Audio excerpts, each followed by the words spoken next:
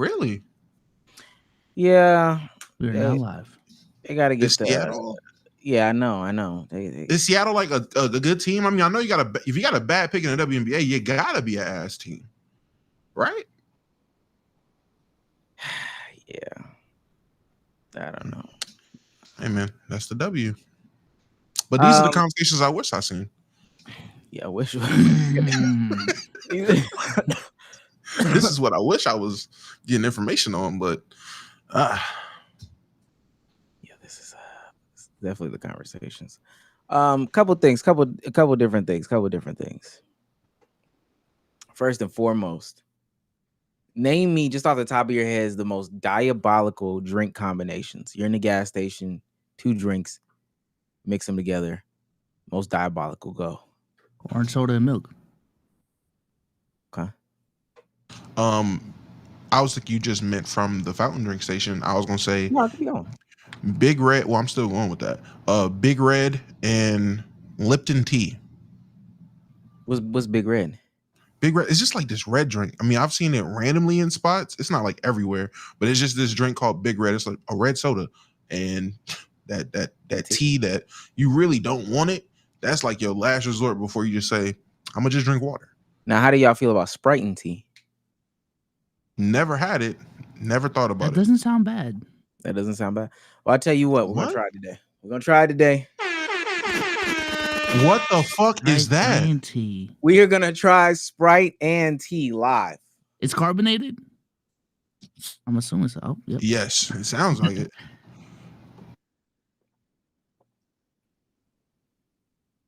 What back road gas like corners? You didn't go to a gas station to get that. You got that from a mom and pop store. Sprite and tea? Yeah, they're getting bored. What it tastes like? Sprite and tea. It tastes like more Sprite than tea. I mean, Sprite don't go with everything. Let me say this, because people feel like because it's clear, you can just start mixing things with stuff. Sprite does not go with everything.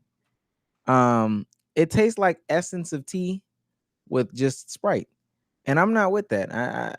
It's not bad because it's more Sprite than it is tea, but it's definitely not good. It's also not. It tastes like bad. So it tastes like Sprite that was sprayed with tea spray, tea flavoring. They just sprayed some Sprite Like with they some put tea flavoring. a little tea bag in Sprite, just a And they tea bag some tea.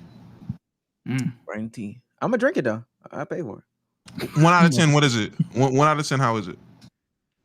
It's not bad. To be honest with you, like 6, 7. Starting to grow on him. 6, 7. Every sip is starting to grow on him. Wait, hold on. Yeah, 6, 7, 8. No. 9. Whoa! What is? No. Then all of a sudden, No. yeah, it's not. Oh, wait a minute. Hold on. Starting to come back on you now. It's starting to come back up. It's coming back this way. It's coming back this way. Starting to scare. Hold on now. Yeah, hold on. Oh, you must not know. Sprite and tea don't go together. Yeah, Sprite and tea, lemon lime, and tea flavored soda with other natural flavors. No caffeine, and that don't make sense. Soda got caffeine, tea got caffeine, no caffeine. No caffeine in us. Yo, what the fuck are they giving us?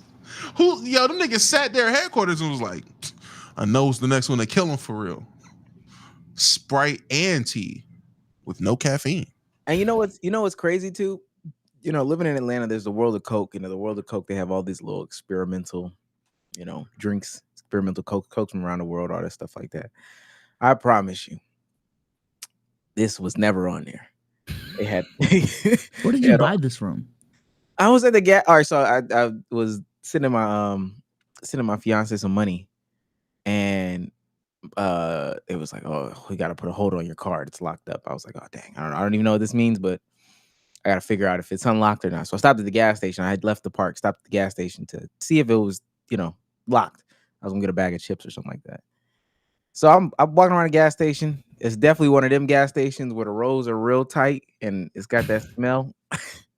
And it's got they didn't have rap snacks, they had hip hop snacks. I did just a bunch of different things. And so I'm walking around and walking out, and I see on the counter Sprite and tea. I'm in Discord with Cruz, Dre, and Mark. Me, no way, Cardiac. I'm like, no way. No way I'm reading this right. I search around the store again for it, and finally run into it. They also had strawberry cream flavored root beer. Now that was too much for me. I did not do that. Wait, so it was just sitting on the shelf like room temperature? That's not the one I got. That's not the one I picked up. That's not the one. I'm about to say, no way. Wait, was that sitting room temperature? No, that's what I'm saying. I didn't pick that one up. I went to the cooler. I'm about to say, no way. I went to the cooler to pick up a new one, but no, you know the one sitting on the corner was mad bloated. You press on it, that shit don't go nowhere. It's got no give. No. Dre, give it a try. That's my recommendation. Give Sprite and tea a try. I know somebody on the train to work right now. I was like, yo, what the fuck is this? Sprite and tea as an audio listener. What the fuck is Sprite and tea? Yeah, go find it. Hey, I get to the counter too. The dude was like, are you the guy that called me? Me is calling about this. I said, this gotta be the nigga that called about it. No one else is getting this. This gotta be him. I said, no, I didn't call you. Oh, a guy called me and asked me if this was up here. And I was like, yeah, it's up here. And I was like, I don't have the Sprite and tea alert. So niggas is calling about the Sprite and tea. Also, that gas station having a phone number in 22.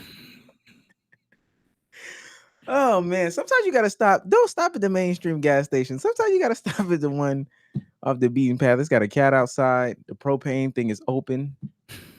Ain't no ice in the outdoor ice. Hey, Ben ain't hood store. We love it. Yeah. Crack towels. Yeah, I don't know. The gas and the name of the store is not the same. It's Texaco Gas. It's Food Mart. All right. Ladies and gentlemen. Welcome back to another episode of the Let's Keep It a Buck podcast, the only podcast in which we do something differently every single time. I started off this time. I got the guys here with me. Damo, how you doing today? Doing good, doing great, man. I'm spending time with the fam as always. Rage baiting communities. I love doing that. Shit's amazing. Yeah, it's not good, y'all. Bezos, how you doing today? Doing good, man. Got a new camera angle, so we are doing something different today. Been taking flicks on the cam, sending them all to Omar, making Omar have buyer's remorse. Look at this thing. Yo, Damo, every time I send a picture, man, that shit look mad crisp. Can I take that with mine? Really, Damo? I'm just trying to hype my guy up. Oh, you know what I'm saying? You know, my guy is really like, I spent too much. I'm trying to, oh man, that's crazy, big bro. I flipped it on him. I'm a good guy. I'm a good guy. Okay. What camera is this right now? This? Yeah. The Sony? Oh, this is your regular camera. Okay. I might I'm gonna say, I hope this ain't the new camera angle, because man, I didn't know. Wait, this is the new camera. No. Now, it's not. trying to get some camera shit off. No, I'm not. Nah. No, it's just when you said this is the new angle, I was looking, I was like, this looks. I just moved up a little bit. Okay. Listen, man, if you're new to this and you want to be true to this, make sure you hit that join button. Make sure you hit that like button. Make sure you hit that subscribe button. Every time I'm going out to these new places, it's on the tip of their tongue. It's on the tip of their tongue. Wait, oh, you know what? Let me say this. I'm sorry, because I'm the aftertaste is there. This tastes like a bullshit Arnold Palmer. And it's because Damo brought up the lemonade. Because, right, the lemon soda, Arnold Palmer, lime soda. I see what they did. Arnold Palmer, no. Still no. That's the you finally figured out what the taste was that you were tasting. It tastes like Arnold Palmer. It tastes like, but have you ever had somebody's like canned or bottled Arnold Palmer? Like, you know, when Chick-fil-A might make it, or you know, you go to the church picnic and they make it, and so you can kind of mess with the ratio. But when you go buy one out of like Arizona Arnold Palmers or whatever, it's got this pre-mixed ratio and it doesn't quite taste. That's what it tastes like. It tastes like the Arizona Arnold Palmer lime flavor carbonated. So I'm still not gonna try it. Yeah, it's not good. That's not what I'm saying. Yeah, it's on the tip of their tongue every time I go to the park. You look so familiar. So it's getting out there. Word of mouth is actively working. So if you're an audio listener, please leave a 5-star review. B Souls, you got a 5-star review for us? Yeah, this is from Cisco Disco 97. One of my favorite podcasts. This is my second favorite podcast behind the H3H3 podcast. This pod is really like sitting with the guys on game chat with purpose. Fire emoji, fire emoji. Keep it up, y'all. Also, what software do y'all use? For some reason, I think you changed from StreamYard. Boy, you use them all. I use Google Chrome. I use Chrome as well. Damo, what do you use? I use Chrome. It's not as bad as what I don't know. B Souls wasn't there. It's not as bad what OneCloud uses. Well, what did he use? What do you say, Oprah? He said Opera. No, I use Opera, brother. I use Opera. I don't use Opera. I don't know what that is. Yeah. So tell a friend, tell a friend, tell a friend, all that stuff like this. Last but certainly not least, the best way to support us so we can buy more Sprite Plus teas is by sending us your money in the form of a super chat. This is a super chat. He's on fire. Alan Aura sends $5 to say, "Boss man down low." Wow. Damn. They're already getting it off, and this is why. This is why you say it. This is why they don't want to say it. This is referring to that space earlier. This is why. I put it on earlier. Shit is mad hard. Still hit the same, man. That shit is crazy. That shit is crazy. He be saying some. Never mind. We'll get into that at a different time. Nilage Cobain. You know what I'm excited for when we go to DreamCon, because B Souls' connection is Mo Chicken. I want to introduce him to other Boss Man D-Lo songs to see if like I added more songs to the playlist. The one with Ice Spice, added that. Fire. Yeah, that's Ice Spice hardest verse. But you've only been on that album, that singular album, right? Yeah. Oh yeah. Was this Shake That Ass with Glorilla? All right. Nihilist Cobain. That ain't valid? That ain't valid? What? We don't fuck with Glow anymore? When are you listening to that? Now I Now understand your I'll question. put it on right now. I understand your question earlier now, Souls. Wouldn't that only be like 20 songs? Now I understand why you think that. Now I get it. Are you in the shower? You listen to music in the shower? Yes. Are you listening to Shake That Ass in the shower? If it come on, I'm not gonna go out of my way to switch it, but No. He be hoping it come on. No way you two-stepped butt ass.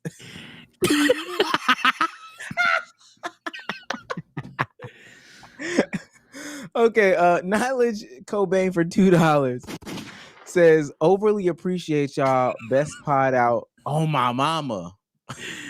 nah, because now I'm looking at my playlist. There are some songs that come on in the shower. I'm like, damn, I really want to switch this right now. I mean, you do you, brother. If it make you feel good, ain't nobody. It's your playlist. Yeah. Senorita by Justin Timberlake. Shouts out to Thunder Up for $4.99. He's on fire. My homeboy put in a Streamer University application, and his name is your boy Gio. The second to last dude to get revealed name was Dat Boy Gio. Bro was sick. That's kind of funny. That's crazy. That's kind of funny. Blazing Fire, remember for 9 months. He's on fire. Had a baby on him. I just came back from Atlanta, and I don't know why would anyone willingly live there. The traffic is beyond terrible. Here he go. You must not have lived in places with bad traffic. I don't know. Yeah. Last but certainly not least, shouts out to Day. He's on fire. O2 Lakers and Change Me by Big X the Plug are better than any two D-Lo songs. X clears. Here they go. Is that a combo conversation. people having? It was Big having X it versus, earlier. It wasn't even Freshman people. Guild. It was like one person having it earlier. Yeah, that's not, and also that's just not even true.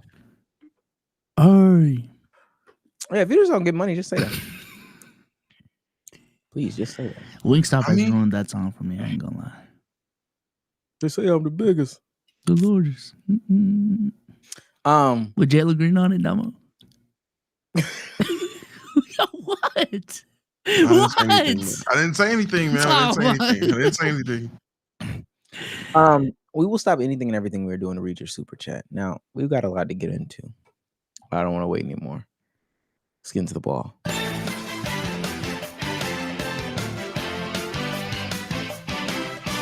Listen, we're gonna have some announcements coming up, and actually, we should probably just start making them now. Going down to DreamCon. The biggest party is on the 29th. It's not even close. The largest. Please follow the community. Stay in tune with the community. That's the only way to get the knowledge about what's going on in the community, right? It's the only way. Secondly, we're playing basketball Friday, the 30th. Hey, we're playing basketball. It's locked. We know that basketball. I pulled off some favors. You know, I know Jabari Smith Jr. No flex. Email gonna be there. You know what that on. You might put us on some hoes. Yeah, I'm about to say, you know what he on. I got an RSVP from Jay Sean Tate. Yeah. So got us a gym for all the Geminis, and she gonna shake it like a red nose. One of my favorite songs. No way you have this on your shot. It's not on my playlist. No, this nigga's nasty. Oh my god, it's not on my playlist. This is one of my. You a freak ball, dog. I can't. I've referenced it multiple times on the pod. But you just. It was a callback, but just butt ass in the shower. Hey!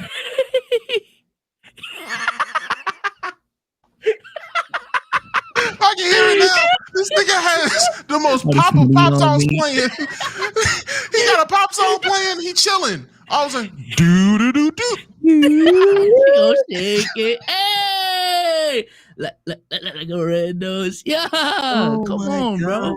Yeah, that's come on. You're actually disgusting. I'm not going going on me. Like I'm a ticket from a Jeep. All she trying to do is get naked. I promise you. I promise you. I promise you. Wait.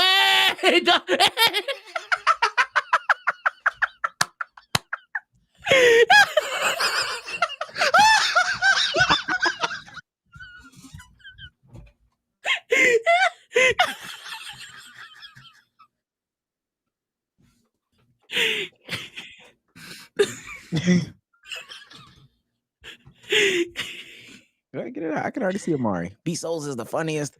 See, you got a problem with that too? God damn. No, I don't have a problem with it. Just we're not thinking about you being butt ass in the shower enough. I don't know. That's a crazy visual. It's an insane visual. Yeah, we're gonna be hooping that day. So if you have hooping ability, come out.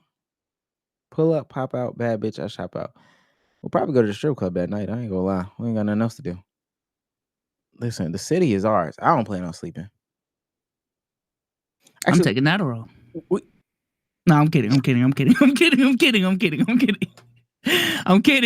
don't do that chit chat. All right. Alcohol at most. Chill out.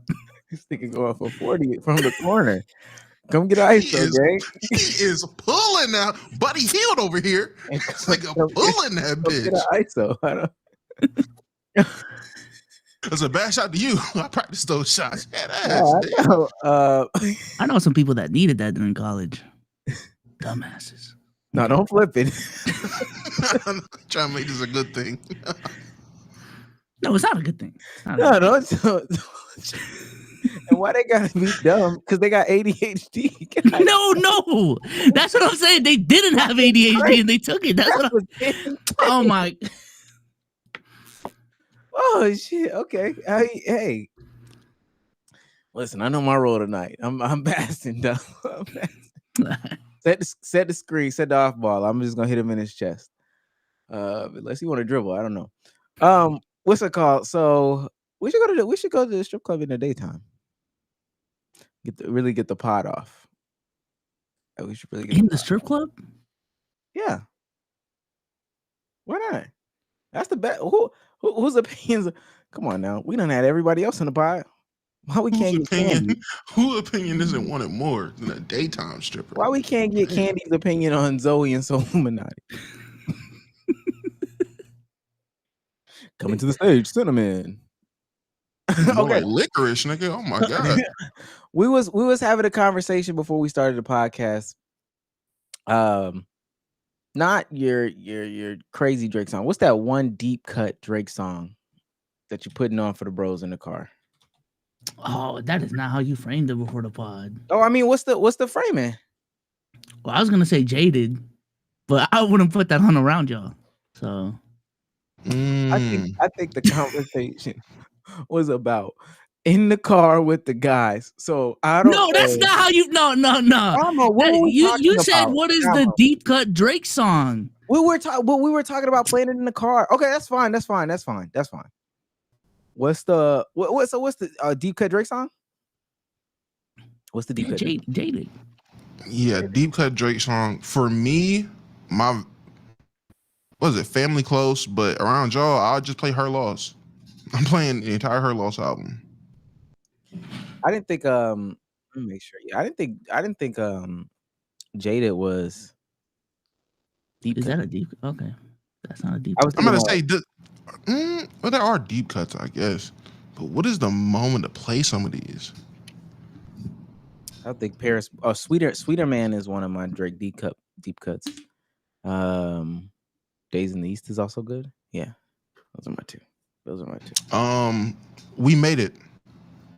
If you cut that on, do not cut that on around. I'm playing We Made It. That's my deep cut Drake song. If you play We Made It, we're gonna have a problem. After dark. Okay. You know what? After dark to L Pig. After dark. We know it's. No one's gotta know. No one's gotta know. So off guard. You know what? He hit you with a you know what. That's how off guard he was by that. Yeah, I knew that we just. When do you think you got introduced to Drake, Vsauce? 2009, when Forever came out. No, you didn't. What do you? If After Dark is your deep cut Drake, oh well, maybe you got introduced to him and you just didn't continue into the lore and stuff like that. I think I did. You know, SoundCloud. I'm not good with like on spot thinking. You know this. This is why I'm having trouble come up with shit. Let me get back to you. No. That's cool. I because then they gonna say, yeah, okay. I don't think you're invalidating me if that's what you're asking. Nah. This isn't an invalidator moment. Nah. Yeah, no. You good, bro? You good? Also, Hate Sleeping Alone. That's also up there. But again, when will I play this around y'all? Okay. Let me ask y'all this. Video from producer Cruz. Does this count as taking the ball back? I don't think it's very important for me to play the audio. So, not gonna play the audio. What?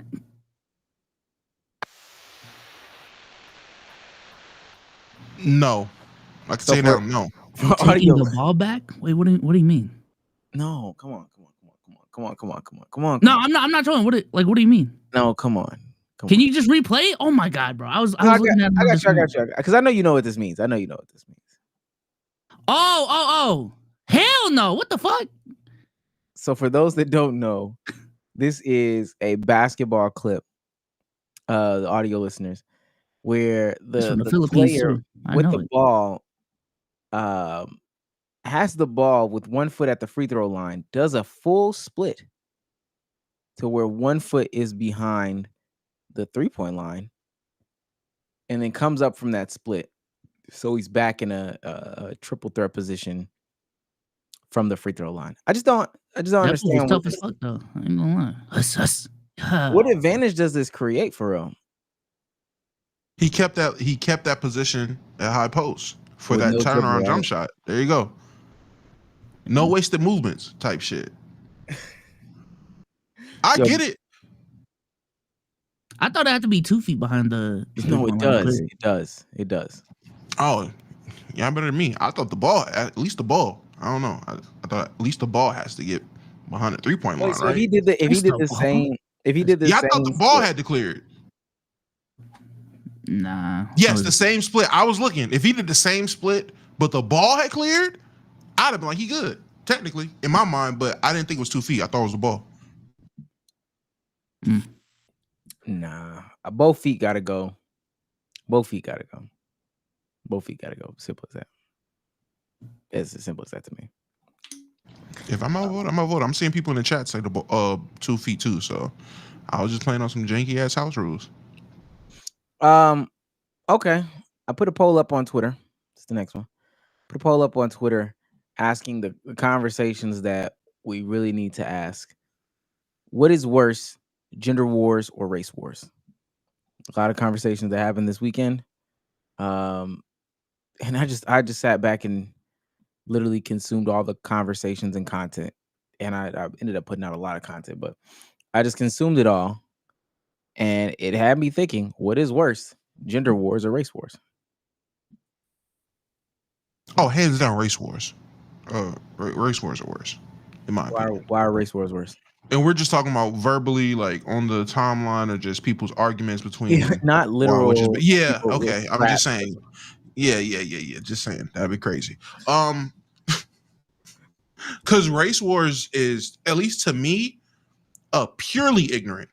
There's not even for the most part in the things that people are saying when it comes to race wars, there's not even the facts they try to bring to the table be bullshit, nitpicked, doesn't even make sense unless you really squint your eyes at it type of facts. In terms of a gender war, I mean, there are more facts in a gender war than there are a race war to me. That's really just what boils it down to me. Okay. Bob Souls? I think gender wars are more annoying. I feel like just the arguments are like so silly to me. I don't know. It's so minuscule. So yeah, I'd say race wars are definitely worse and more toxic. I think gender wars to me, because and we've talked about this before. In a relationship, gender wars make no sense. Like actively being in the relationship, hearing gender wars and with the stuff that people argue about, and I don't know, do y'all do this thing where y'all like a gender war topic comes on and you like, hey babe, what do you even think of something like this? Sometimes, yes. Yeah. And 9 times out of 10, it's a situation where I'm like, man, I didn't even think to be mad at this. I ain't even gonna lie. I didn't even think this. Yeah, that's why I say it's more annoying, because like, oh wow. Yeah, that's why I say it's more annoying, because a lot of it is like more avoidable, I guess. I don't know. The people who participate in gender wars are never in happy relationships. They're never in relationships. I don't even think that. No, you can be in a relationship, a toxic one, and get that shit off. Oh, I bet you gonna say you hate your girl, low-key. No. You've been watching them Amaranth clips. That's what some that is. people do hate their girl, these hoes. Trust me, some people hate their girl. I haven't seen that demo, but I've seen it on the timeline, but I haven't. Oh no, I've seen some clips. Is it bad? They hate each other. they are on stream actively showing the world, I hate this bitch for a plethora of reasons. When I see those clips, my first thought is like, sex gotta be good though. But that's not even where my mind goes. No, because that would be the only reason why y'all would stay with each other. I feel like. Do you know do you know how much work you got to do to get up to the point where you're actually having sex though? I think that's the problem. Like you literally have to wade through all of the fights and shit just to get to the point where you're having sex. Nah, some people love makeup sex though. I'm sorry, babe. My bad. All right, I'm not gonna reenact the rest, but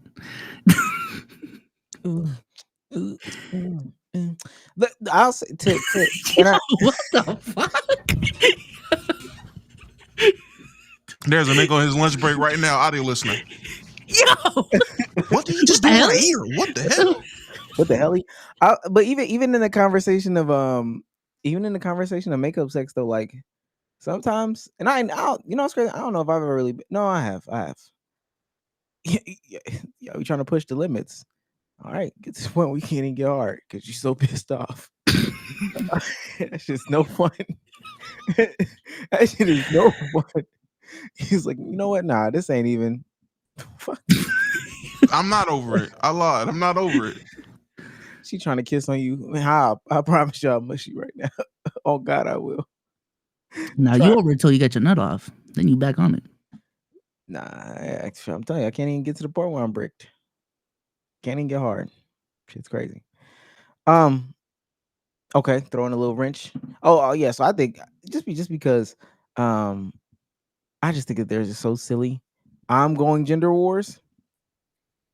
Some of the stuff they be saying stuff I never even thought to criticize women on. See, this is Western women from Atlanta, Georgia, that are 5'3", always have these problems. Me, whoa.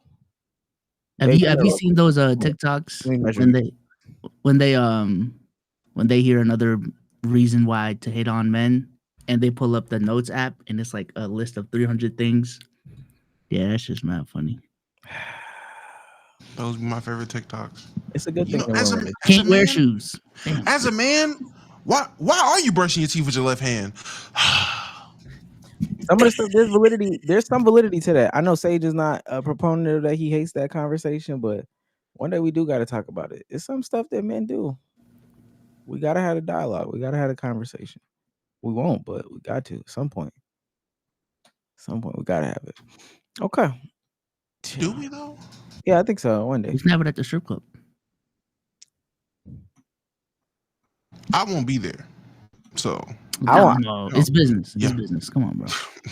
Y'all will be there. You got a business reason now. Like you, and it's gonna be recorded. Yeah, even if we're running the live pod in there, what if Tasties on Highway 5 tells us to come in and do the live pod? I'll keep the car running. No, it's not. We're gonna be recorded. Like, what are you afraid? If everything is recorded, what would you be afraid of?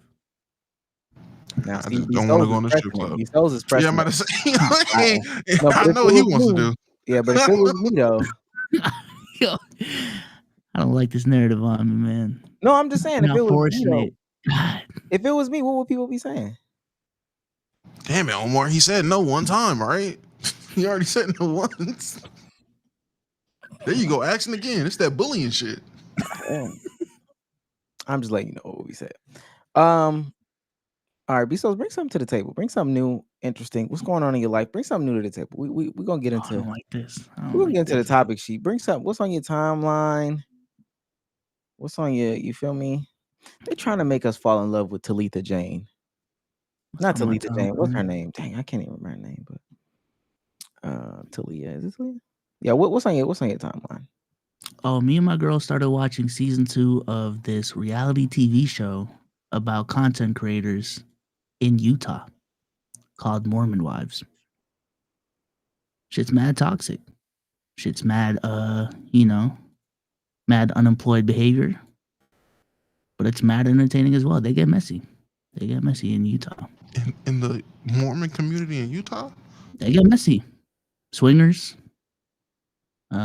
cheating, scandals, domestic violence. You know what? I believe you. There was this one show about some Mormons up there, and the dude was... Look at Holla. My God, Holla knows it. Go ahead. My bad. The dude was a closeted gay, but his wife knew. Like, his wife knew he was gay, closeted. He was closeted gay. His wife knew. And I guess they tried to explore that, or I don't know what it was, but they set him on a gay friend date. It was weird. I think, matter of fact, did we react to that on Meat and Potatoes? I think we did. Yeah, we did. We react to it as a whole. Yeah. Oh, okay. That's what I remember. That's all I know about the Mormons. So I believe you. They do get messy. Yeah. Mad messy.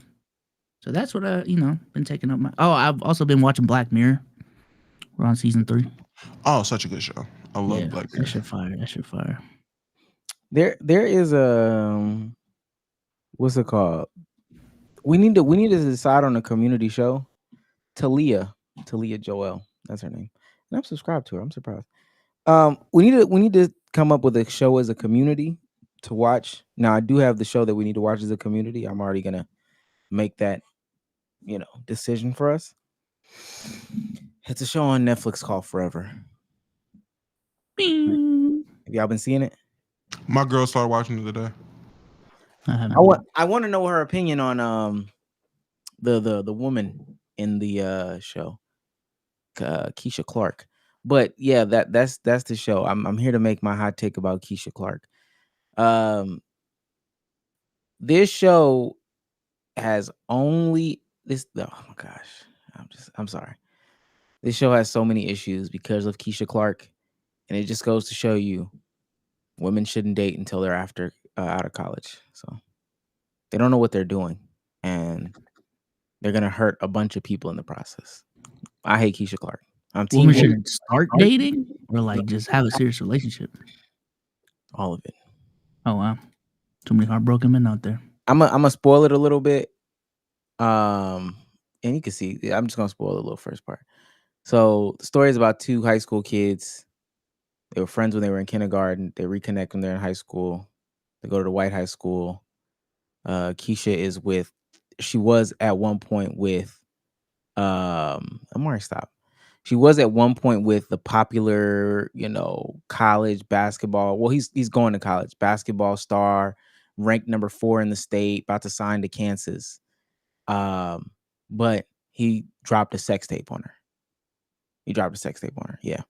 So then she meets up with a guy that she once knew in kindergarten. They reconnect. They go out. He starts buying her stuff. They go to the movies together. Same day.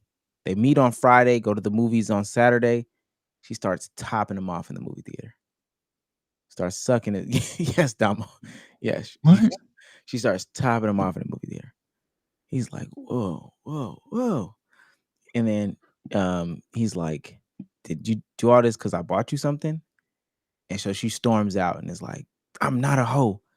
I'm not a hoe. What video did you see? Did you see the video? He had never seen the video. He's a nerd. She did it for like 5 seconds. She sucked his dick. It's a lot. It's a mess. It's a mess. So I think we should watch Forever. That's my vote. Omar, have you seen? Oh, my bad. Sit down. Look at that, because Damo's when we get off this, Damo is gonna watch all. I'm gonna watch it tonight. I'm watching it tonight. So it starts slow, and then when it boom, she sucked his dick and then got mad at him because she sucked his dick and then said, "I'm not a hoe." No one asked you to suck dick. Okay, I gotta watch the show. But what's the like that for the show? Is it like a college? I don't know. I mean, these high school kids. This is from the perspective of high school kids. So Euphoria? No, I don't even think it's not deep like that sexually. A little bit of All American, a little bit of Euphoria. But it's that description that you gave. I don't know. It starts off like that. It just starts off like that. She barely did it. Oh my gosh, Omar, she's freak a leak. Okay. No, and mind you, when they zoom out, when they zoom out of the movie theater, there are people in there. They're just in the back. This isn't like it's always women trying to defend women. You don't got to defend women all the time. She sucked the dick. It's okay. This isn't an 11 o'clock showing of like Pirates of the Caribbean 1, in the morning, whatever, like 11 o'clock, because ain't nobody in there. This is afternoon Sinners, and they just sit in the back, and she just kisses his neck. They're smiling, having a good time. She goes down there. Him, her, what? And then are you doing this because I bought you something? What's up? But what's wrong with what she did though? Like she just because she thought it made her feel. Is she denying the fact that she sucked dick? Is that the problem? No, she just feels like she's a hoe. I mean, she's a hoe. What the? Damn, why she gotta be a damn? Because she's black. Now, apparently, my God. I'll say this. Apparently, it goes even further up from here, from my understanding, because I'm 1.5 in, and I'm already pissed off at her. But apparently, when I was in the Bonnie Blue, they were like, no, not just the brain dead actions that she takes. It just goes. She just makes bad decisions. Oh yeah, I'm watching it tonight. Yeah. Can I just ask though? We're talking about shows, and I know we'll move on. I don't want to go too crazy. How it gets worse. Yeah. Jesus Christ. When as like a whole, as a collective, will we finally get past watching all these shows that are like taking place with motherfuckers who are supposed to be in high school, going through these very adult experiences or whatever? like 5. The beginning of Euphoria, everyone was talking about how bad of a thing it was. Nothing but more high school angsty ass shows came out in. No one saying anything about it. And this has been a problem in Hollywood forever. This has always been a thing. Well, apparently not. If we want to make this our community show, am I tripping? Well, I'll say this. I agree with you, Damo. After this one show, we don't have to watch it. I didn't watch Euphoria. So after this one show, we're good. Okay. Yeah, we're good after this one show. But we have to watch this show. Apparently, she's going to piss everybody off. Low-key, I don't want to come to every pod pissed off. This is what I'm saying. And this is the real question. It's 8-episode series. Each episode is an hour long. How long should we give the community to watch this show? Until next pod, because I will have watched it by next pod. At least Damo's consistent. Jesus Christ. Everyone got to move on this timeline. So, not even. If you want to watch it, you're going to watch it. If they want to know what happens, they'll watch it. If not, spoiler alert, fuck nigga, in advance. Bezos. next pod. Oh shit. Okay. Let me get on the good foot. I'll be watching it at work. When y'all see the random spaces open up, just hop in. Discuss as we go. That's all I got. Damo, what was your thing? What was your my topic? Yeah. I got 2, but I'll start with this one. Let me share my screen. The alpha males are at it again. You can pay $18,000 to go on the real man retreat and get tested, molded, and shaped. You don't to be a real man. Chat. Hold on, my fault. fucking deserve to be here. Fucking quit. You piece of shit. How much? I want to be a better man. I want to be a $18,000. Oh, never mind. $18,000. better husband. I want to be a better father. I want to be a better, you fucking whiny piece of shit. Oh wow. Oh wow. None of you deserve to be here. We paid. Back. You better move with a fucking purpose. Belly. Belly. Feet. Back. Belly. I don't think this is hard. Feet. They must have been doing Back. Hurry up. That's just a short taste of what you can get when you sign up to the Real Man Retreat for $18,000. Look, Omar, you're saying that's not hard. These are the niggas that could not pick up the folding tables. That or mentally, these are the niggas who are paying $18,000 to go on the Real Man Retreat and sit on the beach and let a very punchable nigga yell at you in your face like a drill sergeant. I don't know. I would guess that is very hard for them. Them doing that is super hard. So a day ago, I showed you the clip of Joy Taylor saying that prostitution should be legal. I was wrong. She was spitting. It should be. Because if this is the counter, if this is what the lonely men are doing that she was talking about, let them pay for pussy. I'd rather them spend $18,000 in a year on pussy than $18,000 for one weekend from this very punchable looking guy yelling at them while they sit on some dirty ass beach in honestly a place that I probably didn't expect to have a beach. You wouldn't pay $18,000 to change your life with the bros? 1, those are not the bros. 2, no, I would not pay $18,000 to get yelled at by a nigga, again, I deem severely punchable. I think part of me, not from a serious perspective, I would want to pay for it just to see what's going on for real. I don't want to take away anything from anybody. I just need to see what y'all are actually getting out of doing something like this. And are y'all changing y'all's lives? Now, and let me say this. I think that there are people that actually have like real plight there. I think that there are people that actually have real plight. I also think that there are people who are out there just playing around, like hardcore around. They just need to, I don't know, quit their job or ask their boss for a raise or something like that. I think there's some people out there that are like really, pee and poop shy, and they need to get that shit off. But there's some people out there that just they silly, they too silly. Yeah. Yeah, I'm not going with the pin. Poop shot people. Okay, and last one. I've said this on stream. I've said this free time in the Discord. Shout out OTF. I've told y'all this. TikTok is hands down the worst platform. Okay. And anybody who is really trying to make their main thing is being on the TikTok app or TikTok adjacent. I'm feeling like Sage. Hit niggas with Indeed links. Because I promise you, 9 times out of 10, the people that I come across that are TikTok creators are this type of creator. Here we go. Oh, we talking about his actual creator. Okay. Fuck me, I'm not gonna lie. Oh, she bad, I'm not gonna lie. Girl with the blue, low-key shit. Man, nah, get your I am cracking cottontail. Is it weird to want to crack a girl in an RPG game? Okay, examine this correctly. These are at least double D. LKIAB now why I should be in Shimmy University. Look. I am cracking Cinder. I mean, why she done already did a face reveal? What the fuck? Look, she got the triple G's. I am fucking around. Is it weird to want to crack Cinder? Listen, I'm back. I had to wait the milk. I had to put the BBC inside your ear. Listen, does it clap? Okay, just answer the question because people glaze you. Does it clap? Look me if I'm wrong, right? But like, is this not a good thing? Is it weird to have a crush on a VTuber? Is going in public really bad? Does cracking a furry make you a furry? Now, fuck me if I'm wrong, but like, bro, this anime. Is race play really bad? Is listening to ASMR mommy really bad? Is getting your ass ate bad? I am not T. Nichols. Ain't this the man that be saying that he be trying to get with my girl? Hold on. Top 5 reasons why I hate Zeph. Look. Is it weird to be called good boy? Why is it? Yeah, no.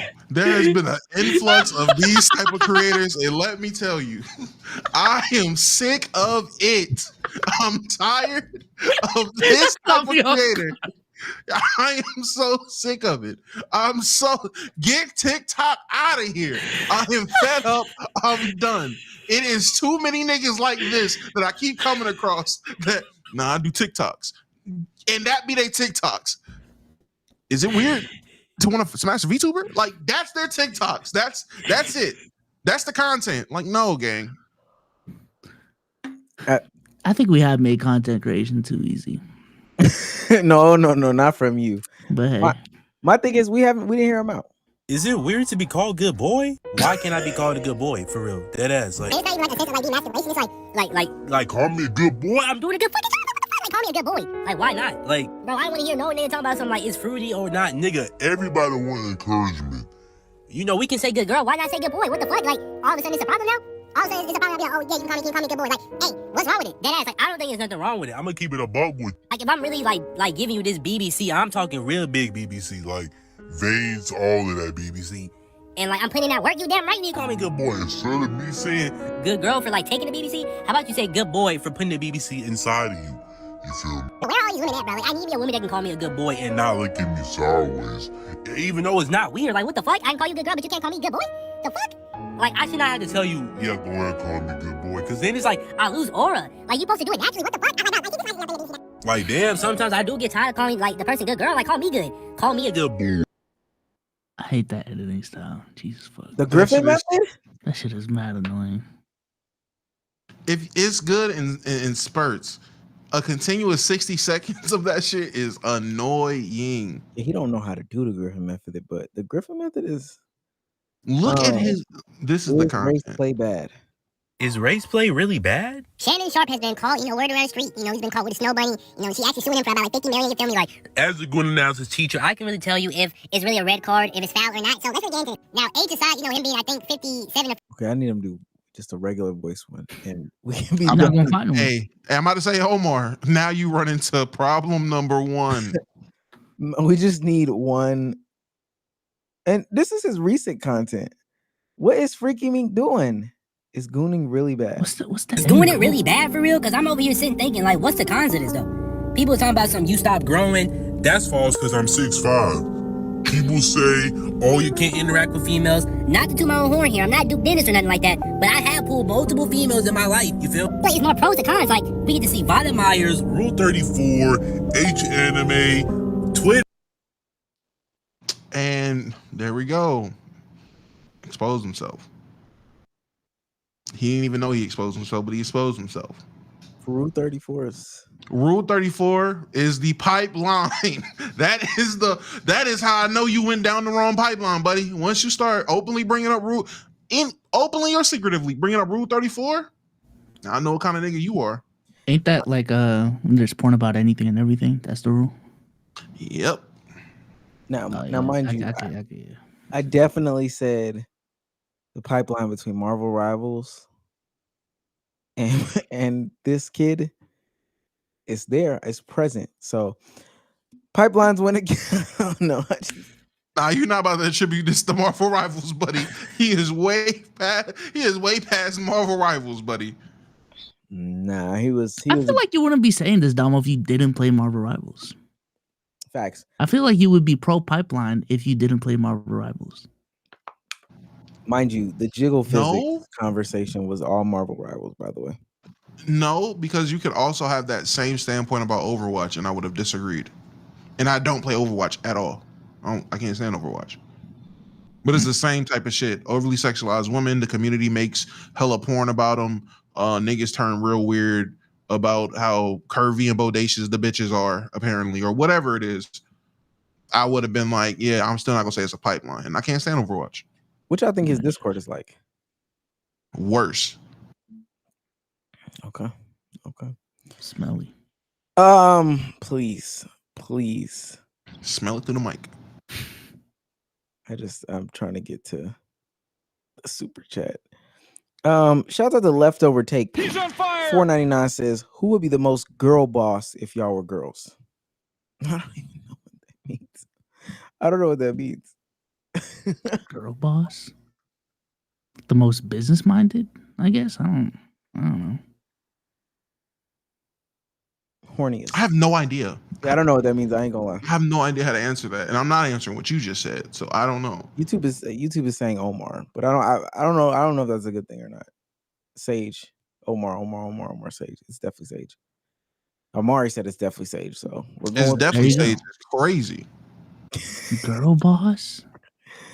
That's the sassiest. Oh, don't sleep on Soul. Here they come. Damo, because he called. The chat gets it. Okay, I don't. ERT 1013. He's on fire. For $5 says, gotta ask without having to hear hugs since second grade. How many 304 Sage bagging at DreamCon? 5. And we there for 3 nights. Do you follow us on Twitter, ERT? For the past year, I've been strategically placing Houston, Texas women in Sage's eyesight, and they've all been interacting. All of them do like fitness content / anime content. 70% of them do OnlyFans. Sage is we're about to see a new version of Sage at DreamCon this year. I feel like Sage is about to walk around with a aura or presence about him, and we're really gonna be like, damn, he is the single one in the group. Yeah, I think he's about to realize exactly how much motion he got being an anime YouTuber at an anime convention. Shit, he seen it last time. Oh my god, Sage, you're so much bigger in person. I'm never gonna forget that. I was sitting right next to him when he said it. I'll never forget that. And it happened 8 times. Yo, you damn, bro, you're pretty yoked, aren't you? Gerald, the same dude. You got bigger. Wow. Are you bigger than you were upstairs? Oh my god, you're so slept on. Oh my god. I could dead see Sage hopping off the plane in some Cartier frames, and just wearing the Gucci shoes. Yeah, I wonder when was the last time he wore those shoes. Today. I wonder how much he wears those for real. Just in general. I don't really be wearing my shoes either though. So they're like $1,000 Gucci shoes. I don't know. That's not how much those shoes were. Okay. Yeah, they were more than 1,000. Shout out to Rodney TV for $4.99. He's on fire. Me and the boys rapping Far From Home, word for word, bar for bar, any chance we get. I guess so. If that's your Drake song of choice. Okay. And last but not least, this is from She Love Maine for $1.99. Damo, you going to the Tyler concert on the 12th? I am not. Damn. I should though. I thought that was your guy. That is my guy. I don't do concerts though. I don't go to concerts. I agree. All right, let's actually get into the real meat and the real potatoes. Let's get into those real meat and potatoes. Zoe Spencer. No, we'll get into her in a second.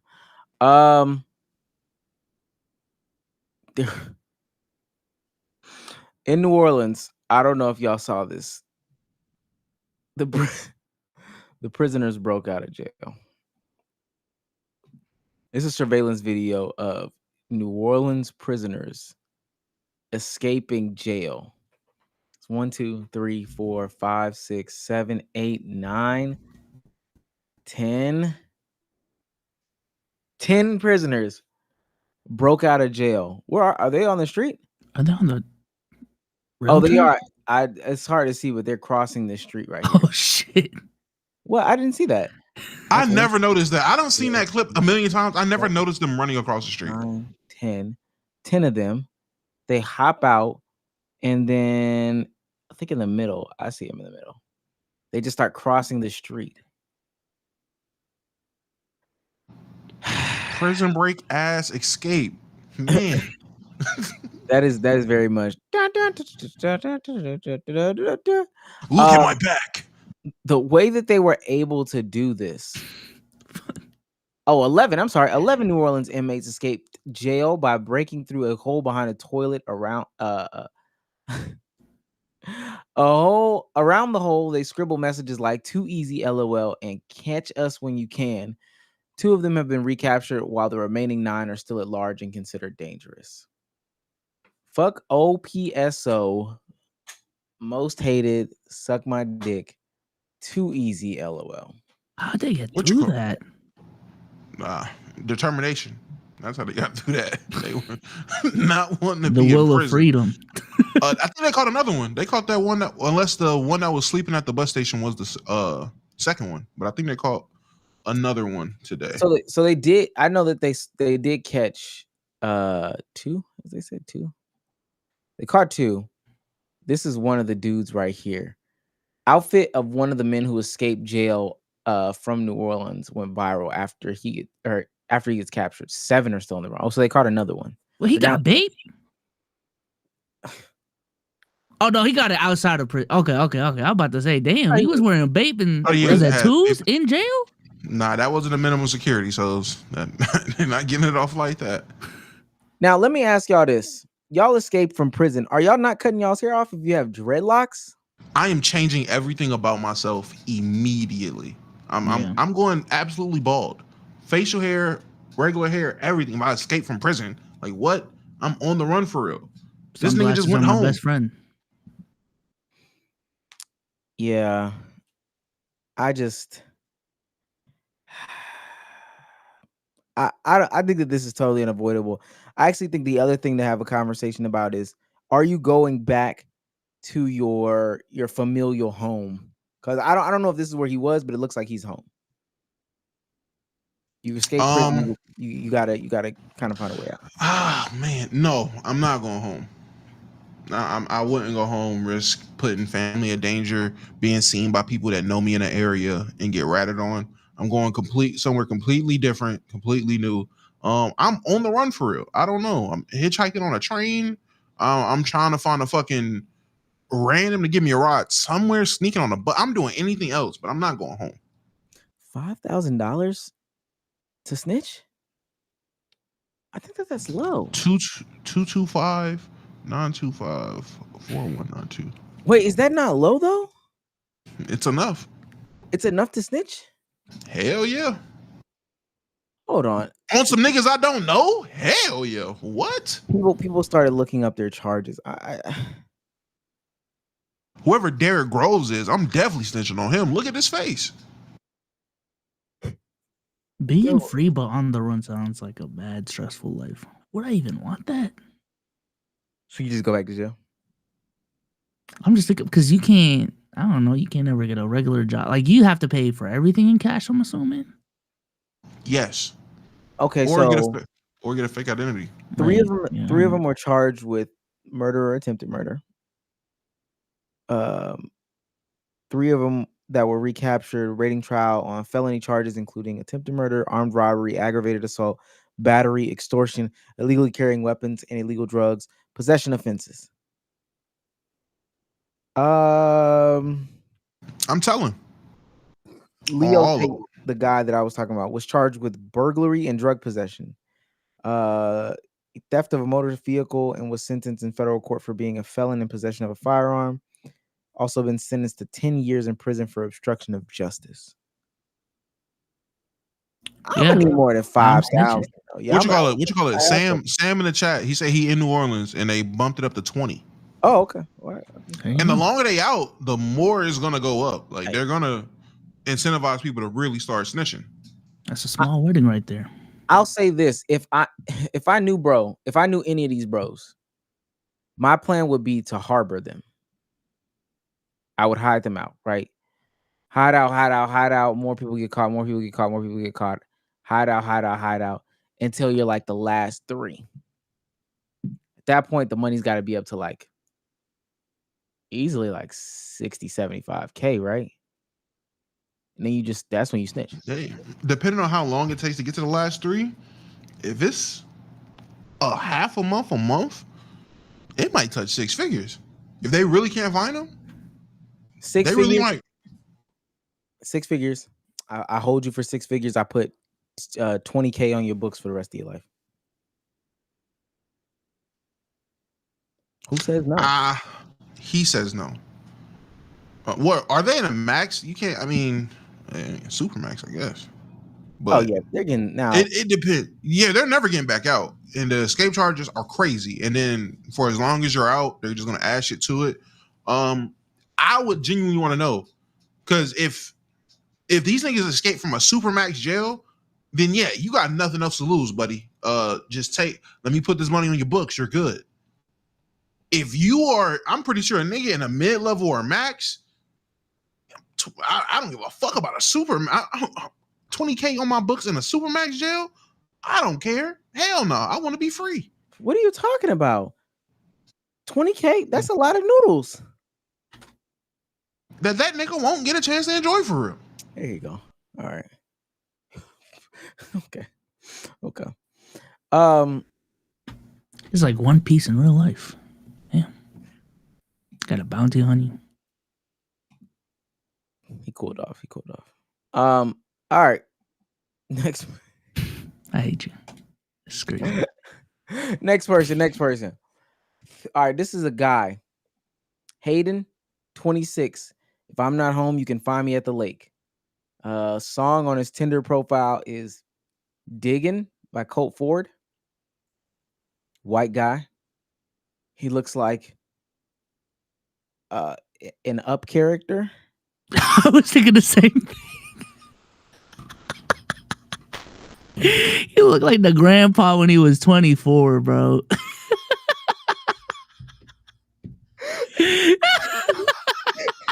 Y'all better than me, man. Yo. Jesus Christ. What is Digging by Colt Ford? Now I gotta hear this. Okay.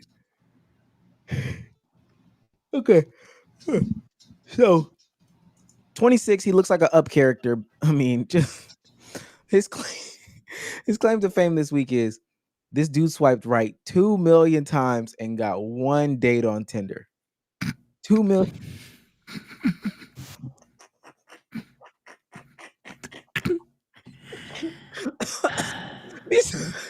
Let me go ahead. I just want to say, Digging by Colt Ford. Digging by Colt Ford sounds exactly like you expected to sound. Let me just say, that shit sounds exactly like what you would expect it to sound like. This dude got fried chicken and biscuits on the fucking song cover. This is crazy. This dude swiped 2 million times and got one date. He's not just some unlucky guy. He is the norm. What? No, he's not. Like, imagine the money he spent over 5 years, probably a small fortune. This is obvious, but what's actually non-obvious is that this behavior unlocked an entirely new revenue stream for apps. Let me explain. Most people don't realize that one of the biggest revenue unlocks in dating apps was when they figured out how to subtly turn women from users into paying customers by leveraging guys like this who flood the system with likes. These dudes were already heavy paid users, thus monetized. When women get bombarded with likes, flattery, attention, it triggers this shopping mentality. Men become products and women become discerning consumers. Women's standards shoot through the roof. Apps capitalize on this by introducing premium filters like height, etc. Height is a premium filter to help women. That's crazy. I didn't know. To help women weed out most dudes. Features like sending roses or boosting profiles fit perfectly into this dynamic. Over time, women start believing that paying will show them the top 2% of men, the most desirable. So they start subscribing too. Convinced that a premium membership means premium matches, it's like shopping at Aritzia versus Zara. More expensive means perceived quality. This is how dating apps monetize both sides at scale. Men desperately try to be seen, and women paying to not to see them. It's a zero marginal cost product that doubled revenue just by making chaos profitable. Pretty incredible if you think about it. First of all, is this guy a loser, or is this like There gotta be one. There gotta be one. I don't think Sam's a loser. No. Sam's not a loser. He's just he's just a guy that likes fishing. He's just a regular dude, man. Sam's not a loser. His name is Hayden. And I'm not gonna lie, looking at this picture, he's a serial killer. Ooh. Yeah, man. I don't know where I got Sam from. Wait, what was on his hoodie? Can you go back? Ass on my face. Wait, no, put it back up. Put it back up. Ass on my face. I think hoodie. this is Okay.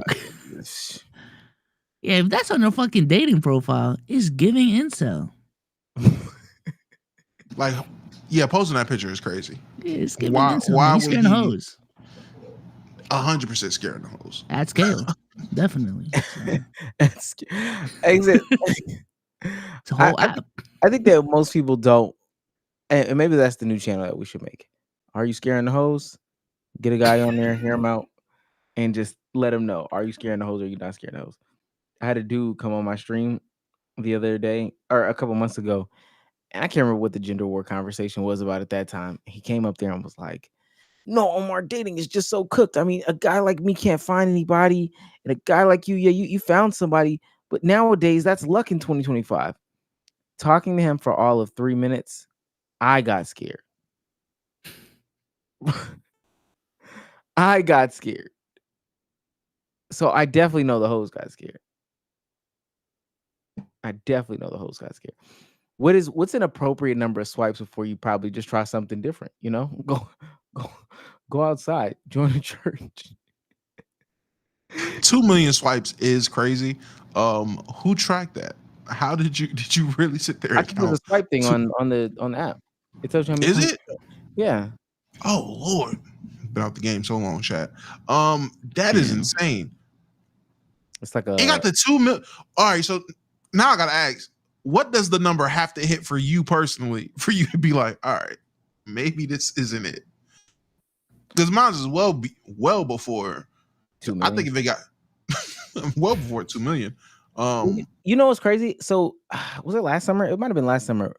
I've created like fake dating profiles on like BOK and stuff like that using Cash Nasty's picture. And I've been in like BOK and some of these other apps. Depending on the app, you do got to swipe a lot. And if I'm being honest with you, I never found one remotely good person. I think for me, it's a time thing. I've been swiping for 2 hours and nothing. Gotta touch some grass.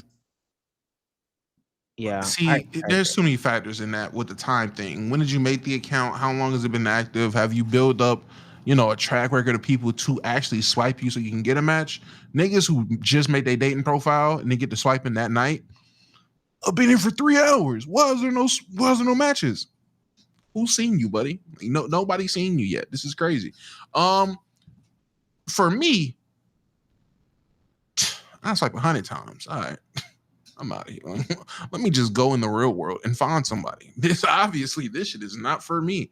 100 swipes and I'm good. 1,000, I'm gonna start looking in the mirror. What do I gotta change? 10,000? What the fuck is it about my dating profile that's not getting matches? Anything past 10,000 swipes, I'm giving up. I'm obviously dating ain't for me. I think at a certain point too, what messes it up, and this is why I'm telling y'all, being in a relationship makes all these dating conversations so much easier. I think he's becoming desensitized. Dating apps almost seem like a video game, low key, and so you're just doing it just to do it. Like I've seen my mom hop on a dating app while we're just in a car, but she does it so passively. She'll just like boop, boop, boop, boop, boop, and just swipe as if she's playing like Candy Crush. And I know she's not actively doing it with intention in order to, try to find a match. But I think that's a lot of people that do the dating apps. You can't tell me that on your lunch break you pop open Tinder for 5 minutes and think that you're taking it seriously. I don't think you're taking it seriously. Think about somebody going through a resume. How intentional would you want them to go through a resume? Are you that intentional when you go through a dating app profile? And I think the answer is no. Yeah, I mean, what would it even look like to have like a serious swiping session to you? Like reading all the descriptions and everything? Yeah, light the candles, turn the lights off. I'm about to say. No, I think it's made to be passive. That's what it is. Is that how dating works? I've been dating apps. On apps. I might say on apps. Yeah, dating apps and actually dating don't operate under the same laws and logic. Because I think everyone knows it's a numbers games on dating apps. Like everyone knows that. I don't know that. You talking about for finding serious connections? Finding any connection. Okay, explain to me how dating apps work.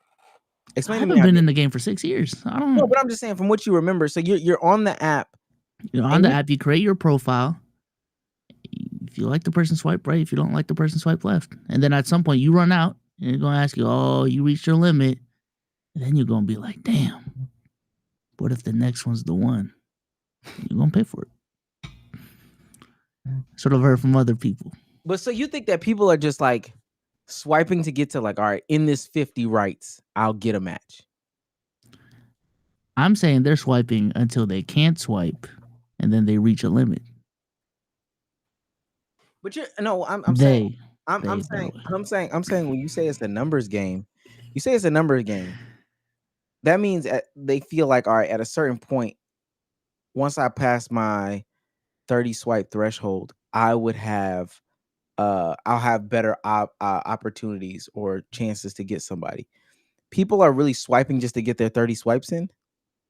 Or are they sitting there actually reading, oh, this is Fabrizia. She likes bikes. She likes cats. Da da da da. Oh, okay. Oh, cool. I think a majority of people, because it's kind of like there's like the name, there's like a 2-liner and pictures. I'm gonna keep it a buck. At least from my recollection, people only care about the pictures and the 2-liners, and that's it. Maybe Tinder has evolved so that the profiles are more complicated. I don't know. I haven't been in the game for 6, 7, 8 years, but I don't know. I was back in people are definitely playing numbers games. Niggas is just trying to get their swipes off to know that they potentially can match with the most amount of people. At least on the dating apps where it has this swipe culture, from what I remember. Niggas don't take it serious. It depends on the app. An app like Tinder, or anything of that ilk, niggas aren't taken serious. But from what I've seen, at least, or from what I've heard from people that I know that use these I call them extra apps, but shit like BLK, shit like what was it at the time? Fucking Christian Mingle or whatever the fuck it was. Farmers Only, that shit. They're more intentional on there, and they're a bit more serious. They'll take the time to read shit and really think about what they're doing. But shit like Tinder, niggas is just, I'm talking about men specifically. They're just swiping right on damn near everything just to hopefully get one match or maximize the matches they can get. Correct me if I'm wrong, Chad, but I think like Tinder is so mainstream now. That's the app you go to if you just want like a quick hookup. But you go to like the niche apps if you want something more specific. I think that's how people do it now. But I don't know. Yeah, I just feel like that's counterproductive as fuck. I guess if you have a different goal, but I think that's just counterproductive. You're you're not seriously consuming what this person has to offer. So you're just swiping just to swipe. So I say that to say, I see how he could get 2 million if he's unintentionally swiping. 2 million is crazy, but to rack up large numbers, I think that you could do that. Like, I think it makes sense that you go rack up large numbers if you're just sitting there. I'm about to say 2 million is like finding out your mom and your girl is on level 975,000 of Candy Crush. Like, god damn, like you that passive with this? No, because you know his radius is like mad big now. You know what I'm saying? He filtered it out for like the women in the 50 miles in. That shit's at like 5,000 now. The world. Everywhere. He is swiping everywhere. Switzerland. Right. He definitely thought that he could he definitely started 5 and then 10 and then 15 and 20. That's how he definitely did it. He's starting to see the women from Tinder in real life. You know, he's seeing the woman in his area. He is seeing them actively at the grocery store. Stacy, how do you know? So left, huh? Okay. Pressing her about your You just walk up to people dumb. Crazy. Oh, swipe left in real life. Nah, that's Kimberly, 22. Like, oh, how do you know me, sir? Nursing major, right? Do you still like Coldplay? Like, oh my god. So digging. That song is awful. I still got that shit pulled up. That shit is awful. Let's get into some sports related news. Bezos. Yes. Team lost.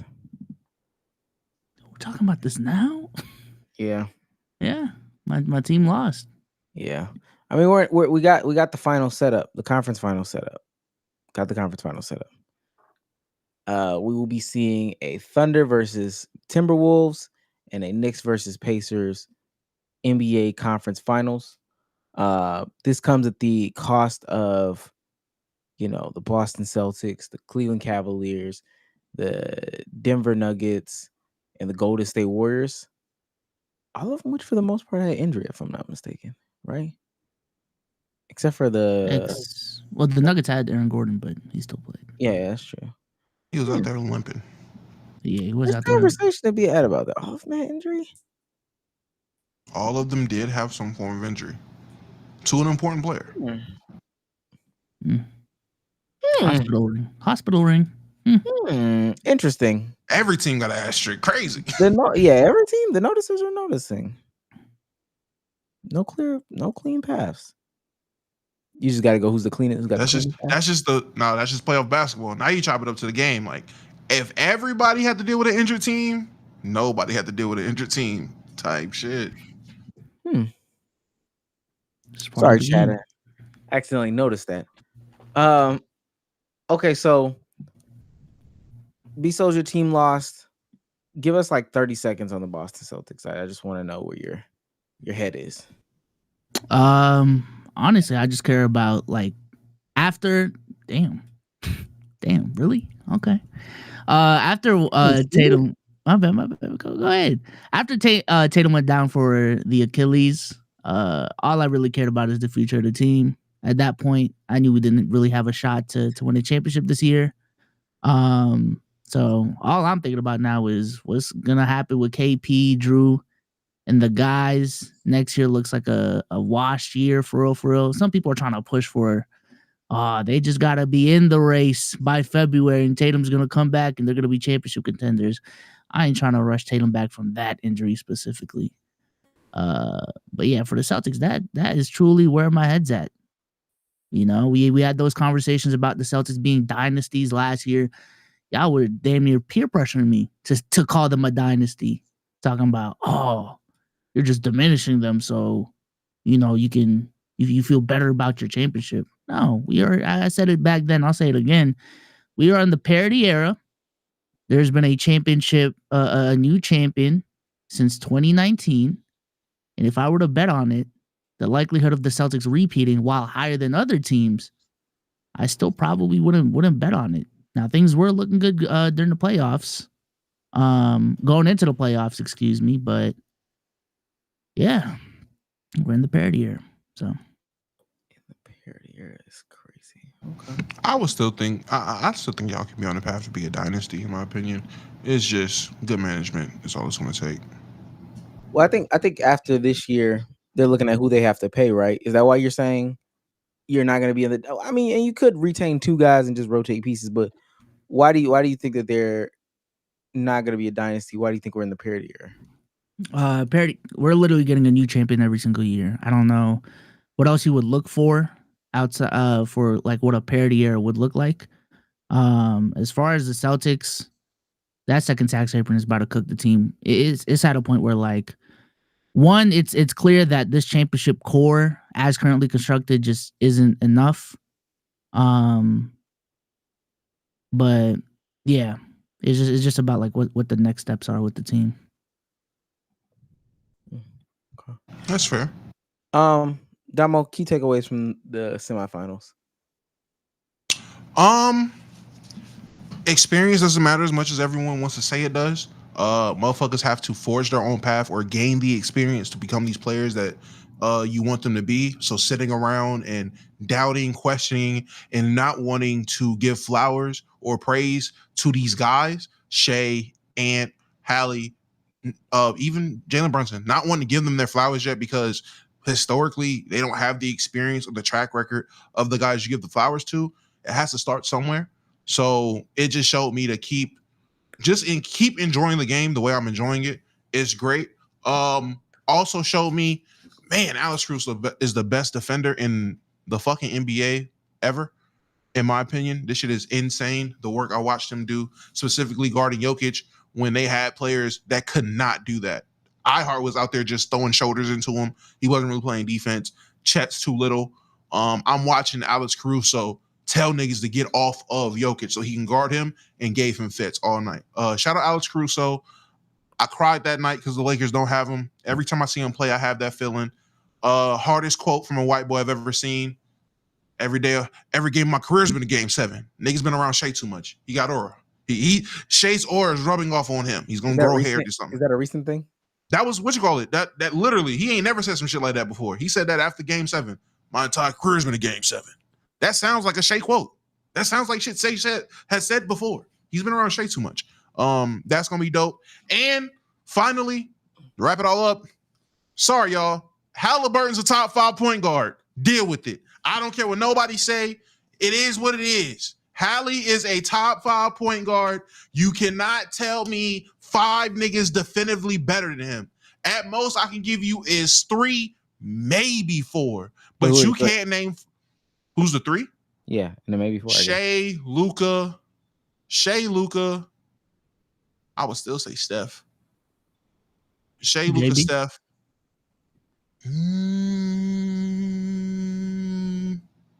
Yeah, JB. I was about to say, yeah, JB. Yeah, I'm not even gonna try to hold him. Yeah, JB. For JV. I had to really think about it because that's how good Hallie is. I said definitely 3, maybe 4. JB's the maybe, but I put him there 4. You can't name one more better. Nigga said Hallie or LaMelo, get that jail Hornet out of here. I don't give a fuck about LaMelo Ball until he's off the Hornets. That's just how I'm doing. That's how I'm looking at it. Until he's off the Hornets, he don't matter. You know they're gonna bring up Trae Young. Trae Young? Oh, Cade, I can hear the argument. I don't think Cade's a point guard. So that could be biased to me. I don't think Cade's a point guard. I think he's a way better shooting guard than a point guard. And in terms of what I want for my point guard, you know me, Souls. I'm old school with the playmaking.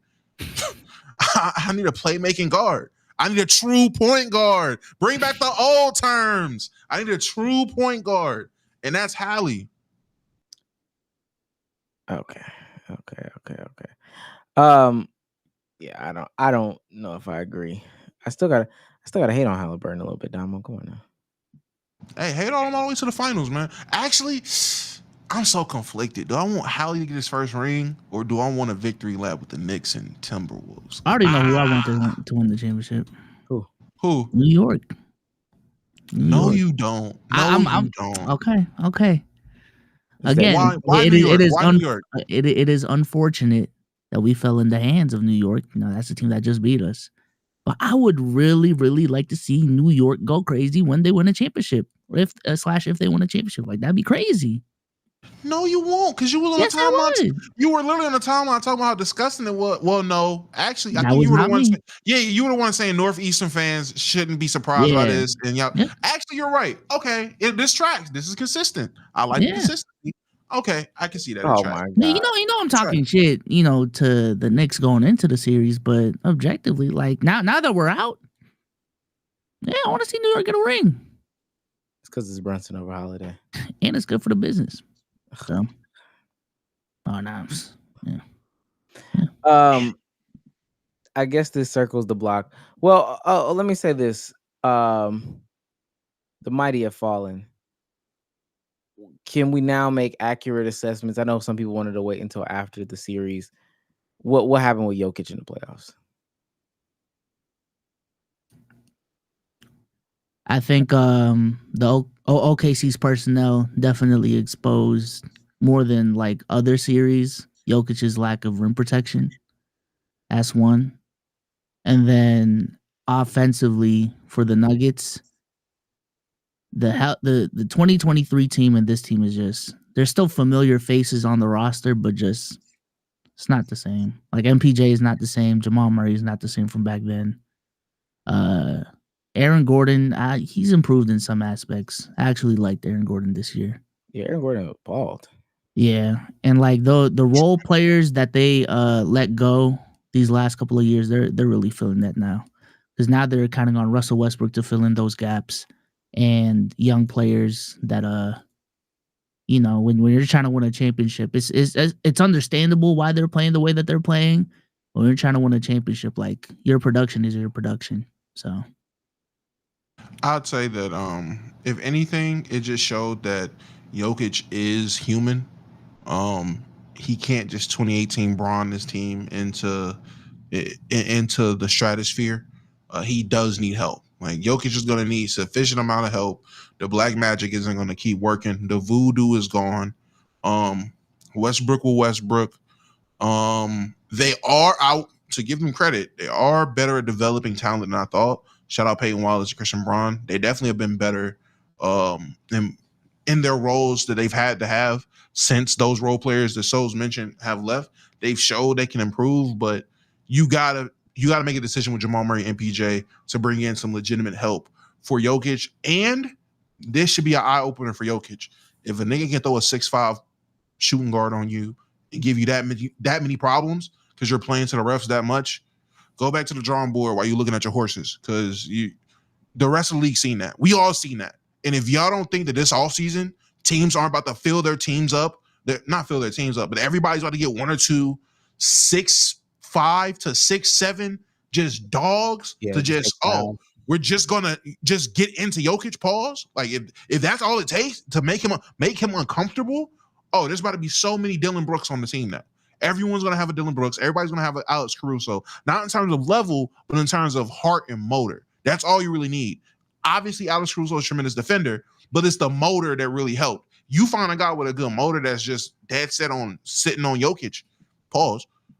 I promise you, niggas is it's a copycat league, and they just seen how to stop potentially the best center in the NBA. They're gonna replicate it.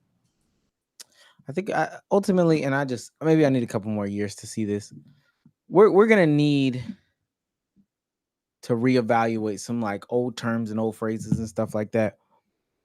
Because I know we talked, Bezos was talking about the dynasties and stuff like that. There may be a way for them to reconfigure and regear the Mavericks, not the Mavericks, but the what's that team called? The Nuggets. There's a team for them to reconfigure and get themselves back in contention. Now, is it likely that Jokic will want out and be on another team by then? Possibly. But I do see a path where he wins a couple more rings. It would be different than that older, or the generation before him, because I think that generation before him has no rings at all. But let's say that these are some of Jokic's prime years. Let's say he gets out of this with no other ring and all the accomplishments that he already has. Where does he rank all time? just no ring. You said no ring. no more No, ring. no, So no. it's just, Everything that he got, everything that he has right now, he keeps, and then going and that's forward. it. Yep. So does he? So no more MVPs. It's just all stars, maybe just all longevity NBA. shit. Yeah, All Stars and NBAs. All time, easily top 25 all time for me. I could have him in my top 20. I would, if that's it, I will argue him being in my somewhere in between my top 15, borderline my top 15, in my opinion. Yeah, somewhere from 15 to 20. But when it comes to those all time conversations, I'm honestly caring more about peak now. So if we're talking about peak, I don't know. I need to look at the list because other players got crazy peaks too. But so you don't take longevity. Well, I'm not going to say longevity doesn't matter. You didn't say that. But how much longevity does someone have to have you overlook the peak argument or conversation? how much longevity? Yes, like if someone, because obviously, all right, everybody has a massive peak, but there are players that are in this all-time great conversation because of the longevity as well, or because of the longevity. How much longevity does someone has to have, or how good do they need to be with that longevity for you to consider them over someone who had a crazy peak? Oh, I just think they're two completely different conversations. Like if we can have a body of work conversation where I'm looking at your career achievements as a whole and stuff like that, and then we can also just have a peak conversation. It's kind of like your greatest and best list logic. Like they're just two different conversations. So I got you. I do want to ask because we're on this topic about the NBA and discussing some of the teams. Who is the worst ran team in the NBA? Charlotte Hornets, easily. No. ooh, that's a good pick, Dom. Great pick. Let me look. Chicago Bulls. No. So are you're looking for a specific answer? Yes. New Orleans Pelicans. No. The Bulls low-key are up there. I ain't gonna lie. Just being in perennial mediocrity is fucking insane to me. I don't. The Atlanta Hawks. No. Oh, I thought I got him. He's looking for a specific team. Think off court. Not even necessarily just on court, but think off court. Sacramento Kings. No. Off court. The Charlotte Hornets. Off court. I'm about to say the Hornets. Nah. Off court. The Suns? Oh, the Suns? The Suns, the Phoenix Suns. You talking about? You're crazy. So, I mean, we know what's going on in Phoenix. KD's upset, talking about trading him. What's his name? James Jones is probably going to be out here soon. Never really had a role there. And now they are on the Suns. The Suns are on a crazy lawsuit run. 4th federal lawsuit filed against Sun organization since November 2024. Let me say that again. This is the 4th federal lawsuit filed against the Suns organization since November 2024, less than a year ago. A lawsuit filed by Green Taylor, the Phoenix former director of safety, safety, security, and risk management, is accusing Sun CEO Josh Bartelstein of allegedly having an inappropriate sexual relationship with former Mercury star Sophie Cunningham. Neither Bartelstein nor Cunningham has reported publicly to the accusation, but the implications are severe. As a senior executive, Bartelstein's alleged entanglement with a player from the organization's sister team raises ethical red flags about conflicts of interest and abuse of power, especially given the Mercury ownership under the same Ishiba-led regime. Today's claims are the 4th since 2024 of November, and like the others, it arrives packed with allegations of racial discrimination, hostile environments, retaliatory employment practices, and in this case, gross security negligence. Sheesh. But these rich dudes they be getting their fucking, man. God damn. No, I'm not even trying to. There's way too many stories this year, bro. God damn. Y'all are all freaks. It's like y'all freaky levels just go up with fucking money. God damn. That's how it works. I know. That's why I never hope to get rich. That's why I always say there's a level where I'm comfortable. I just want to be comfortable. Facts. I don't need everything. The gluttonies will turn you crazy. Yeah, man. They said that was the money because she had got some raises and stuff like that because she was really throwing it on them. She had said that the reason why she got a raise and the reason why the Suns couldn't get any help is because she was over there jerking the manager off, and that's where all the money went. That's why the Suns didn't have like a point guard or a center. Because of hand jobs? I think they were actually having sex is what the claim is. So they couldn't go get a sufficient point guard because niggas was fucking? Yeah. Are you making that up? You got to be making that up. No, I'm telling you the truth. Do you know how much money she had to be getting for that to affect the salary? Because that got to be on the book somewhere. Like, they have a... If it's affecting them not being... Thank you. Like, what? How are they justifying this money just going missing? Unless they're not, which makes them poorly ran. I mean, they talk about player contracts and salaries, entertainment budgets. It's ways to make the money go missing if you run an organization. I'm just letting y'all know one of the reasons why Katie couldn't get no help is because she was taking them up through there, sucking them off for the check. Yeah, Kevin, go ahead and get up out of Phoenix. It was I knew it was a bad idea when you got there. It's been nothing but a bad idea since. And what's going on with Phoenix? They do have nothing but just foul shit going on, just repeatedly. Shit's insane. Yeah.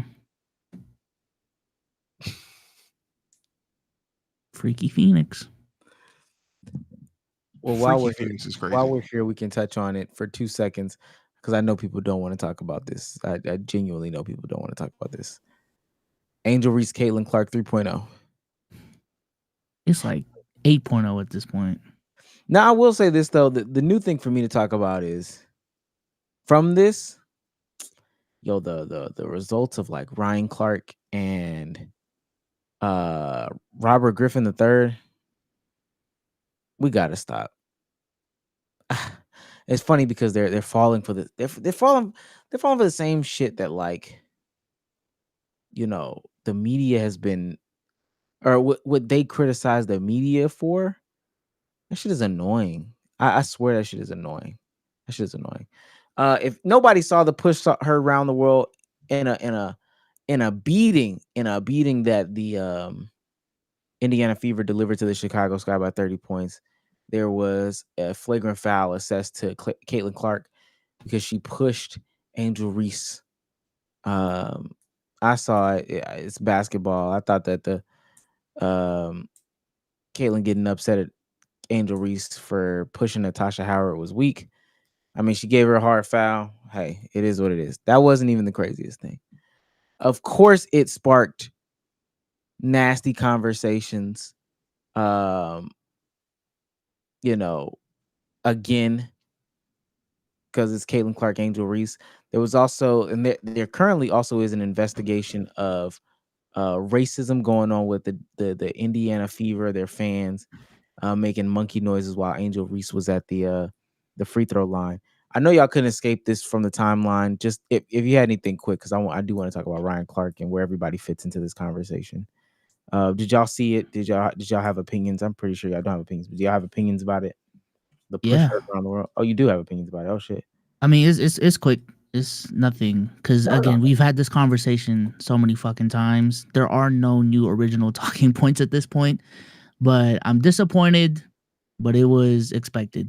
Like, I literally, when I saw the play live, because I was watching the game live, immediately tweeted out, here come the think pieces. Here come the think pieces. And within the hour, the think pieces came out mad quick. Over the next 24 hours, they got worse. So it's mad predictable at this point.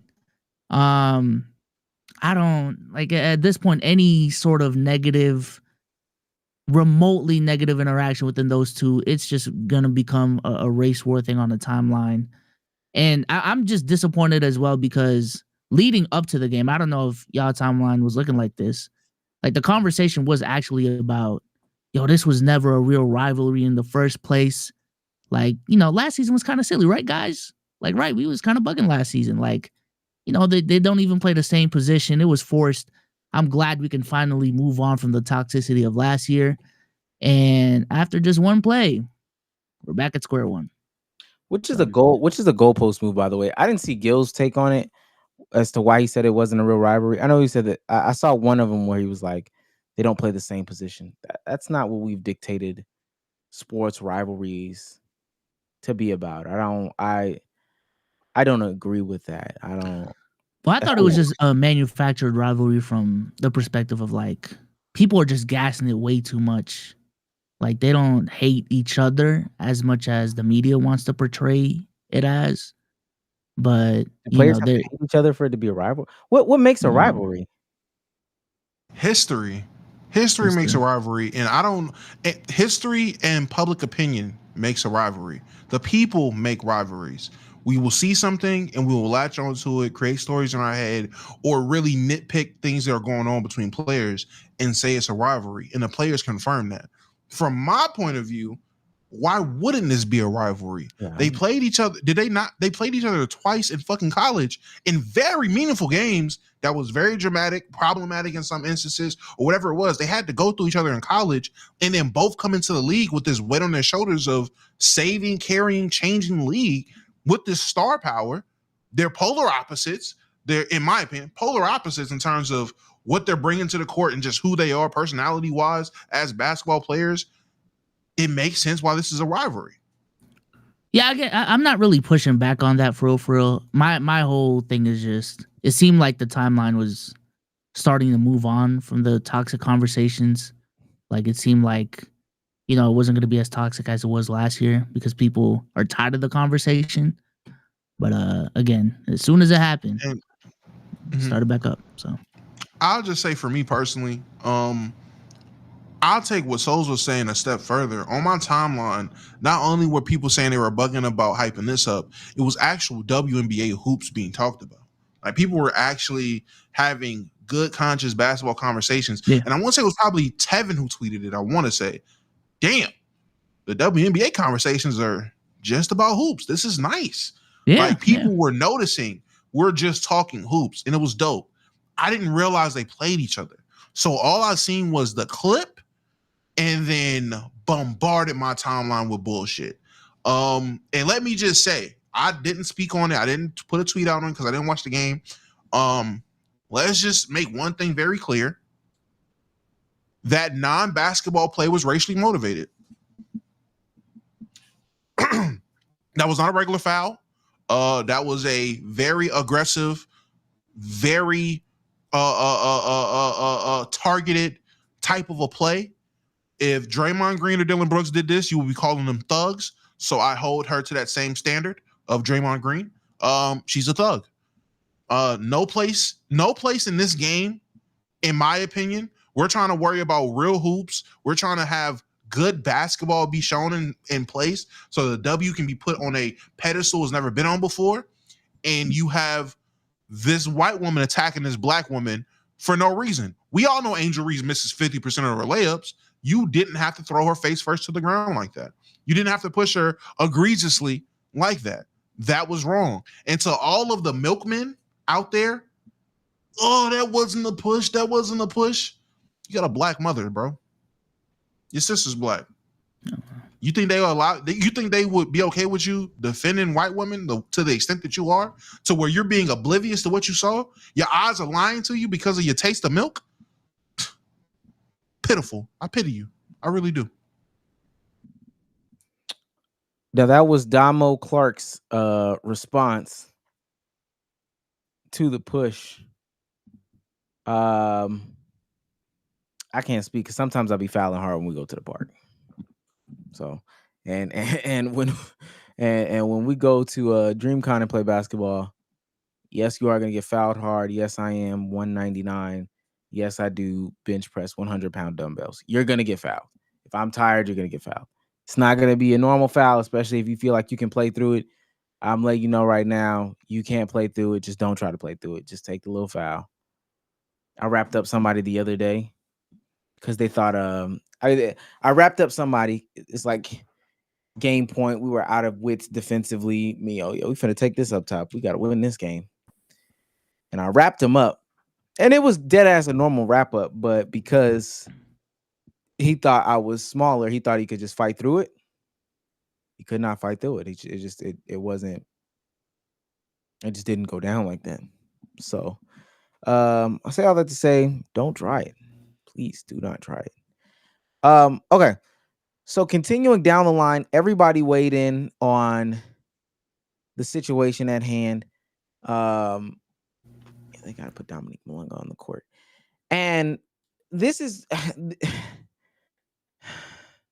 I'm deep breathing because this is just not only just bad takes, but like we did not want to see this from these people. Everybody weighed in on it from the sports world. Again, like Viso said, nothing new, nothing fresh, nothing original. One Robert Griffin III weighed in on it, though.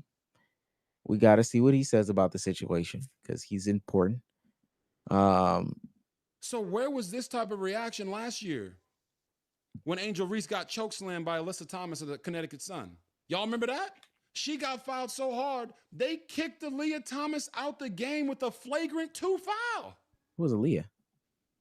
What did Angel Reese do? Nothing. She didn't get up and try to swing on her. You know why? The reaction was different because of who did it. And there is a lot of history there with Caitlin Clark. Look at his wife nodding in the Angel Reese. Yeah, we know you got a white wife, dog. It's crazy. I Trophy feel like wife in the background is not even that. I feel like she's sitting back there because these are her talking points about this. Like she you need to say this. Say it this way. Yes, that's also what I said. That's why she's back there. Also, remember we talked about this when it was talking about the person's room and what it looks like and all this stuff. This is the Funko Pop movement. This is bad decoration. Yeah. This is bad You decoration. 36. I ain't gonna lie. This is People crazy. Be spamming them Funko Pops now, man. We can't even see none of them for a late. That's what I'm saying. And nothing stands out. The plastic is getting the glare from the light that's in front of RG3. I do like those bears though. I don't know if y'all have seen those bears. Bears? I don't know what they're called. They're bear like brick. Yeah, bear bricks. Yeah. I fuck with those. Come on, dog. I fuck with those better. Let's act our age. And I get it. I get it. I got some things in my room. I'm about to say, got a lightsaber on you. Be a little tasteful. I'm not. The equivalent of what, and I'm not saying you saying this, dog. I would have to have 49. This is 1, 2, 3, 4, 5, 6, 7. 1, 2, 3, 4, 5, 6, 7, 8, 9, 10. Got to be like a 200 in that room. Dog, 70 on this side. Come on, that's too much. You guys remember last year when Angel Reese celebrated Kennedy Carter getting that flagrant foul on the hip check against Caitlin Clark? You remember that? Look at his wife. Yeah, baby, get her. You get her. Who celebrates like that for a flagrant foul on another player if they don't dislike that player? Okay, you want some more evidence. Here's some more evidence. Remember last year when they were talking about who gets the credit? These are his wife's talking points. Look at her face. Look at her smiling. Of women's basketball, not just the WNBA, but women's basketball in general, because of the spike in the women's NCAA tournament and WNBA viewership. A lot of people were attributing that to Caitlin Clark, and rightfully so. This is what Angel Reese had to say, and I quote, "People are talking about women's basketball. You never would think they'd be talking about women's basketball. People are pulling up to the games. We got celebrities coming to the games, sold out arenas, just because of one single game. Just looking at that, I'll take that role. I'll take the bad guy role, and I'll continue to take that on to be that for my teammates. I know I'll go down in history. I'll look back in 20 years and be like, the reason we're watching women's basketball is not just because of one person. It's because of me too. I want y'all to realize that." Now, I heard a lot of people say, Why is his wife that laughing? I or others have made Angel Reese the villain. Did you not just hear herself call herself the bad guy? She called herself the villain. I'm not making her the villain. She's making herself the villain. I'm not gonna lie, bro. I'm tired of the about what about ism when it comes to these conversations. Like I'm at a point like what do you actually believe in? That's my thing. And just keep that consistent with whoever is doing it to whoever.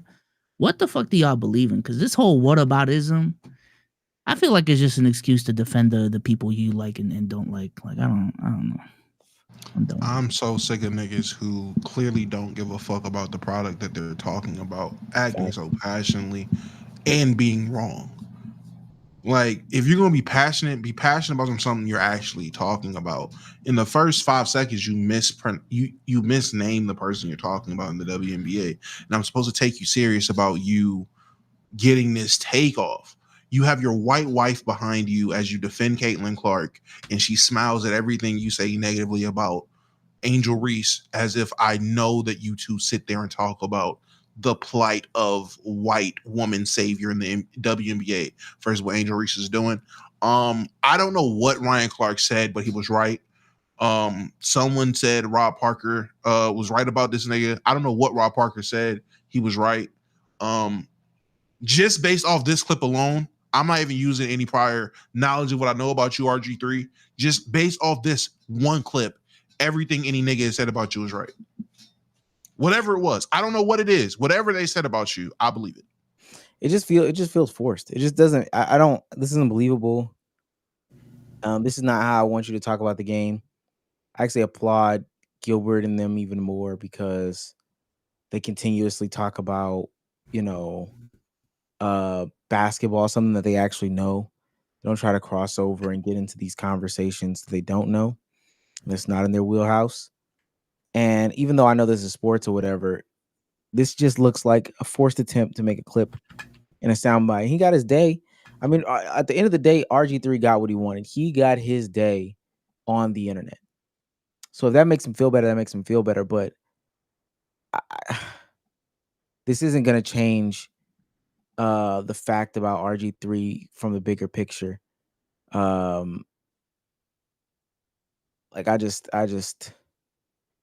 don't think that this is what people want to hear. He producing views though. I see him over here. He's got himself a decent little channel. It's decent. Yeah, I mean, to me, the Angel Reese Caitlin conversation is in the same boat as these certain conversations that just come up every couple months when some even slight news comes out. I'm putting it in there with Hallie DDG now. Putting it in there with Tori and Meg. Putting it in there with that class. Are we doing this every single year though for the rest of their careers? And I want to get onto what Ryan Clark said, but I just don't want us to do this for the rest of their careers, for real.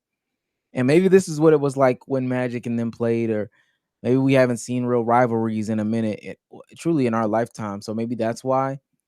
But I promise you, I don't want to see this. I don't want to see this.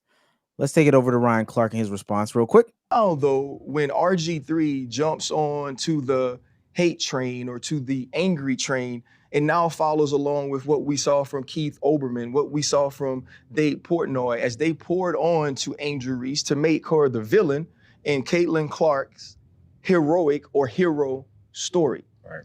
The one thing we know about RG3 is he's not having conversations at his home about what Black women have to endure in this country, about what young Black women and athletes like Angel Reese have had to deal with being on. Although I know I said what I said a couple minutes ago, that whatever he said, I agree with.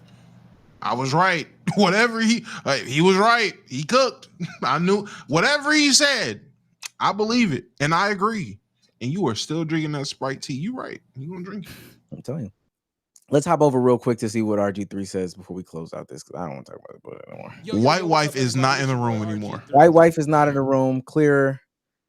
We can see that there's I can see the Funko Pop. more than 70 Funko Pops. Grown man, by the way. I Yeah. just wanted to get on here and talk to you guys because there's been a lot of buzz, a lot of conversations about my sports take that Angel Reese hates Caitlin Clark, which was purely based in basketball.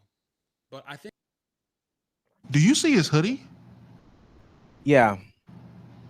He wants you what to the know. He Oh, wants you to know Lord. that he's got mixed babies. I think all of you know there's a line in life that you just simply don't cross. Wives and children are always off limits. And Ryan Clark has sprinted past that line. Ryan Clark didn't like my sports take that Angel Reese hates Caitlin Clark. And that's fine. It's okay. It's part of the game. Sports media, I'm going to have an opinion. This person might not agree with it. That person might not agree with it. But what you don't do is turn around and personally attack me and my family just because you don't agree with a sports opinion that is purely based off the sport. I didn't No, make it personal. wasn't. But what that really shows is just how low of a person Ryan Clark is. But Ryan, you crossed the line, man. You made it personal and some. Is it zooming in? Yo, what the fuck is this? Apparently he goes on for another minute doing that. I'll say this. Somebody said Ryan Clark's entire identity is race. Never be a Ryan Clark. Without black and white, he would have nothing. It's his whole angle. People need to stop listening to him and his platform.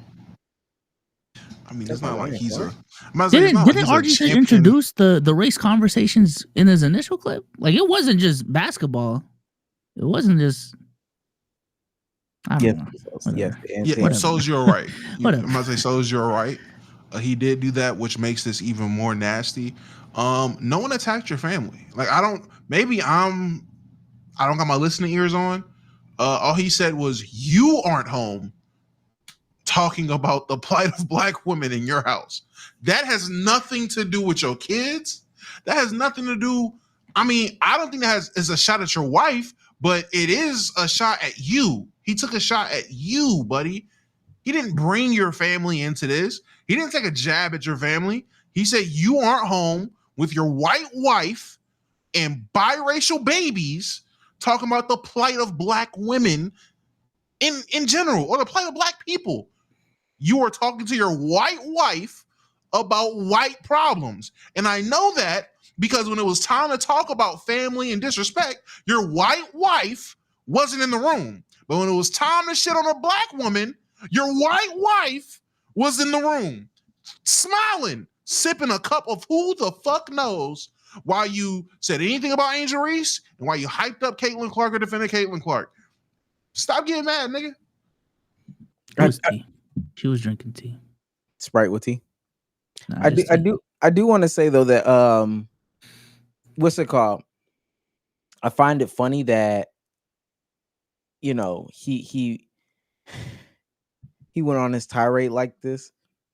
I was listening to Gilbert Arenas talk about the whole Stephen A. Smith LeBron situation. And he was like, I need Stephen A. to come out and not be serious. Because when you come out and be serious, you look like the loser. Like, people are just going to call you out for being a loser. And you're going to have the wrong people on your side. And I'm not going to lie. He looks like a loser. Y'all want to hear Emmanuel Acho's reaction to their reactions? Please, please. I swear this is a blind reaction. I don't even know if this is good, this is bad. I just seen a friend of the show, Trey, quote retweet it. All right, let's talk about this Ryan Clark, Robert Griffin situation. Two people that I call friends, regardless of how you might feel about them. Now, usually I make videos for the masses, for everybody, but this specific video is for people that look like me. So if you don't look like me, keep on scrolling, or you can eavesdrop in on a conversation that might not be for you. How Trey kept... Yesterday, Robert Griffin, he seemingly attacked Angel Reese when he said, Angel Reese hates Caitlin Clark. Robert supposes that he knows what hate looks like. Today, Ryan Clark responds and seemingly attacks Robert Griffin when he says Robert Griffin doesn't have conversations about the plight of black women in his own house, implying that because Robert's married to a white woman, he doesn't have these conversations. Here's where I realize we are 24 hours later. A black woman, Angel Reese, has seemingly been attacked by a black man, Robert Griffin. And a black man, Robert Griffin, has seemingly been attacked by a black man, Ryan Clark. So ultimately, what have we been left with? A black man and a black woman being attacked, both by black people. So who's actually winning here? I know Ryan. I know Ryan well. I know Robert. I know Robert well. Ultimately, I believe that their hearts are very similar. They want the best from the world. They want the best for people that look like them, and truly they want the best for all people. But after 24 freaking hours, I'm really sitting here thinking that the only thing that has happened is that a black man, Robert Griffin, has helped fuel the attack of another black woman, an Angel Reese, by putting out his statement.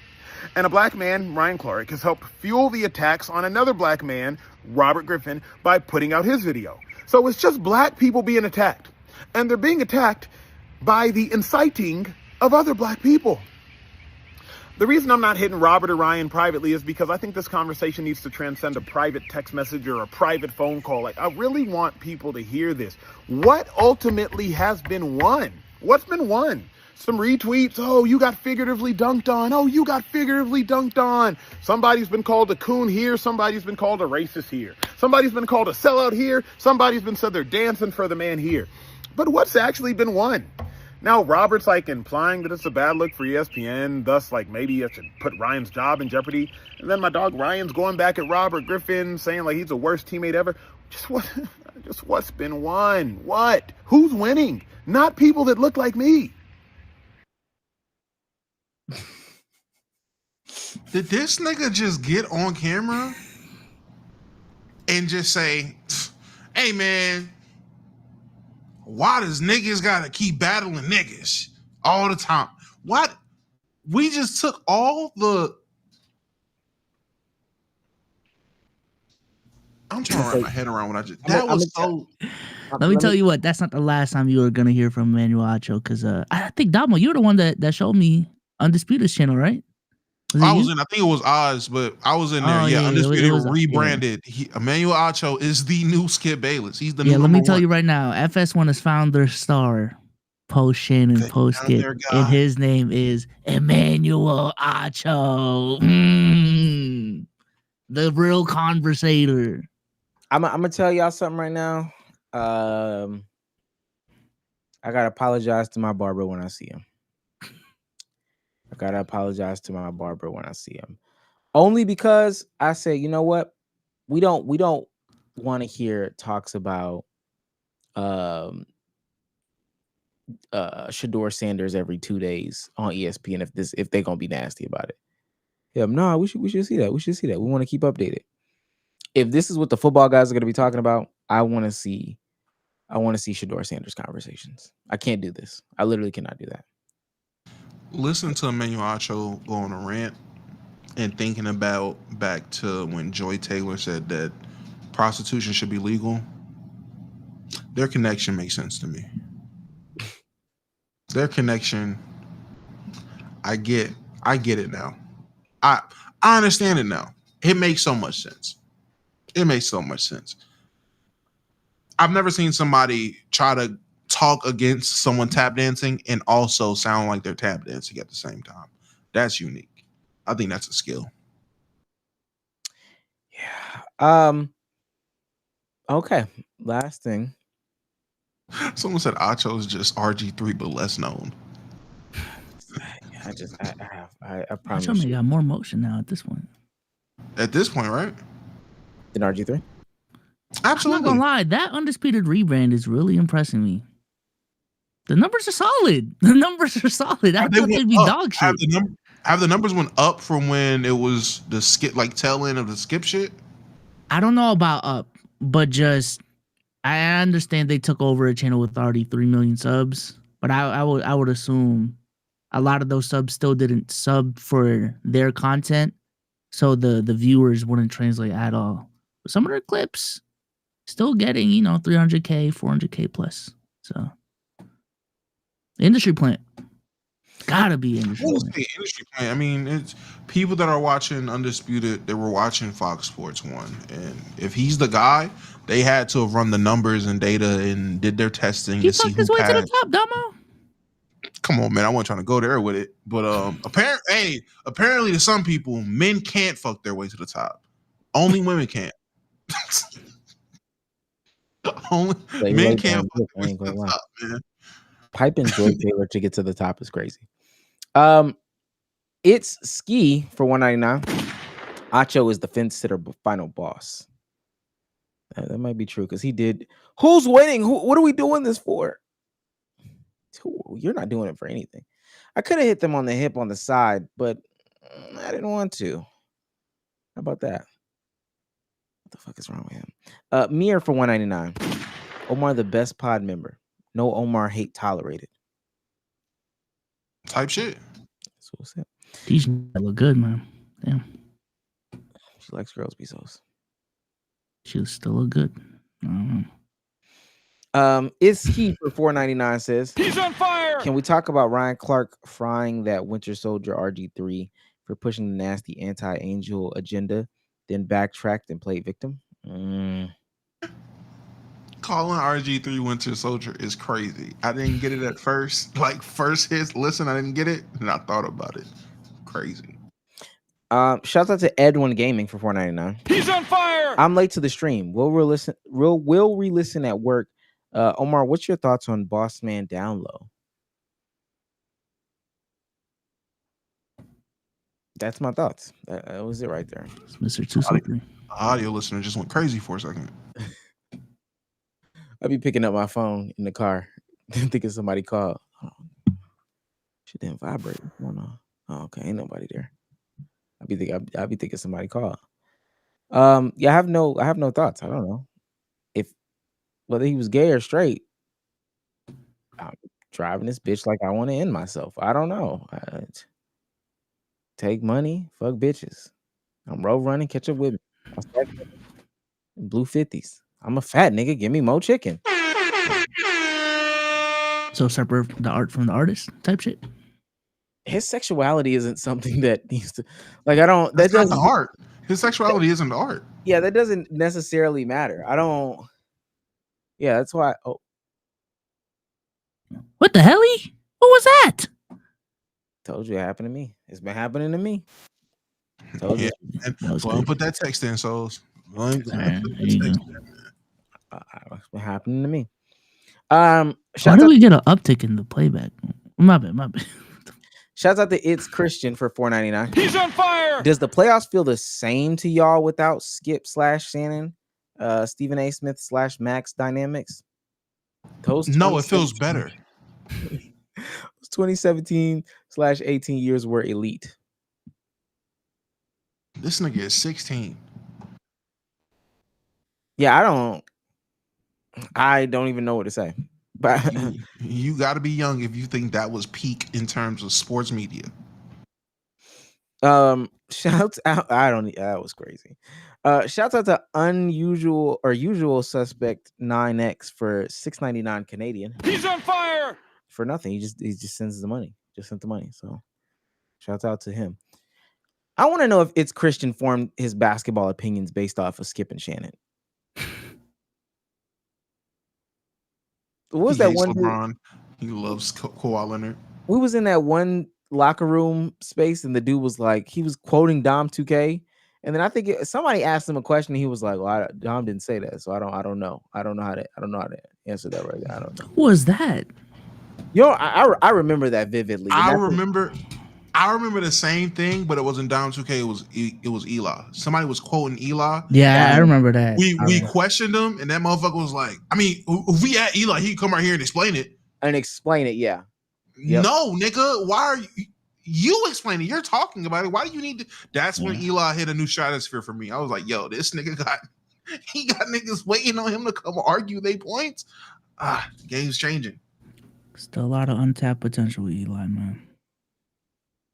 Yeah. I think his community has moved past him. He let it go. He made his bed. No cap. If we was buying up stock, I probably wouldn't like this. Minus the spaz outs. Back then, I would have had Eli over Kenny. All right. I would have had Eli over Kenny, I ain't gonna man. lie. He definitely, if Eli wasn't such a fucking crash out, he definitely would be. I can see him on a different stratosphere with this basketball shit. Just in the basketball world, he had potential because I he could think he just actually took content seriously. That's all he needed to do, but he never did. I got Eli. There's still time though. I mean, he's still young, but If we're being honest with you, who would be over Eli besides, realistically, Low Kenny? A funky diabetic? Come on, brother. He's on fire. He taking mad shots at the Celtics dudes, He go man. trying to get it up. Like Mike? What you want me to say? Michael McKelvey, Eli. Shouts out to Droopy 47034199. What do you guys do when you feel sad or depressed? Drink Beat some one tea. out. I don't know. Oh shit. Shout out to L1 Gaming for 199. Damo, your man's hoey sad ass got cooked by daylight. First of all, this nigga Joey called out Kendrick Lamar. Every nigga not named Kendrick Lamar has responded to Joey Badass. He released If a song any 13 minutes ago, Damo. I know he just dropped. I know I seen Hollis say something. Literally every nigga that's not Kendrick Lamar has responded, and in any other situation, y'all will call this shit weird. But because it's the weak coast, y'all just gonna let this shit slide and give them a pass like y'all always do. I'm sick of the pass y'all give California niggas. Quite frankly, I really am. But I understand it now. Like, I've lived out there, I've been out there, I've been all over the fucking country, and I understand the perception of Cali niggas, and I understand the fear y'all have of California niggas for whatever fucking reason. If this was J. Cole, y'all would have called him soft. Me personally, I'd much rather a nigga just come out and say, look, gang, I don't want to beef. I don't want to rap battle. I just want to keep it cordial. Then just keep sending minions that don't nobody give a fuck about after him. Plus, I seen that bitch ass nigga Daylight drop a picture of Capital Steez. If he said anything about Cap Steez, I'll deal with him, Joey. Send me that way. Because we don't play that shit. You don't play with the dead. So I don't know what that bum ass nigga said. I don't listen to Daylight. But if he say anything about my nigga Cap, I'ma catch him myself. Clip and ship that shit, nigga. Period, Pooh. So I saw what's it called? I'm trying to pull up. One more. 1K David for 199. Drake deep cut is Fear. I've never heard Fear. So, is this Zoe Spencer? That's insane. I'm gonna say this. I typed in Zoe Spencer to talk about the Zoe Spencer situation. First thing, leak. They got any woman with eyebrows sucking dick saying, "Oh, this is Zoe Spencer." Twitter is going to jail. Twitter is going.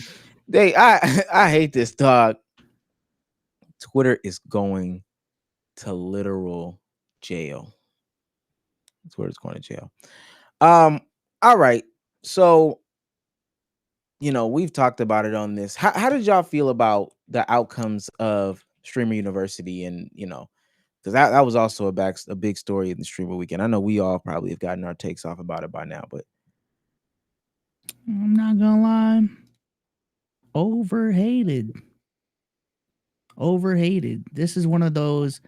This is like Kai if he was an NBA YouTuber putting out a top 50 list. You can't make everyone happy. Someone got to be snubbed. Someone got to be where they don't belong. It's his version of that. Oh, where's this guy? Where's that guy? The only problem that I do have is I think the people within Kai's collective, I don't think they should have taken up a roster spot. I feel like I don't think anyone would have batted an eye if Ray, Reggie, Dez, Talil just pulled up to Streamer University as like cameos or even as professors. Like, fuck it, make them professors. But that's what was it, like 7-8 spots that could have went to 7-8 creators that could have used them more than them. That was my real main problem with it. But outside of that, a little bit more woman would have been nice too. But I mean, that's the only problem I have. Is Zoe Spencer the Toronto Raptors in this situation? What does that mean? Wasn't the Toronto Raptors the when you said Scotty Barnes was a certain number and they started going crazy? When you did your top 50? Oh, Pascal Siakam. Pascal. Yeah, I got doxxed because I had Pascal Siakam at like 43, which is his number, I think. So Zoe Spencer is the Toronto Raptors. Okay, gotcha. Me personally, I think that I genuinely think it was nasty clickbait from Kai. I do think Stream University got overhated, but I also understand why it's getting this much hate.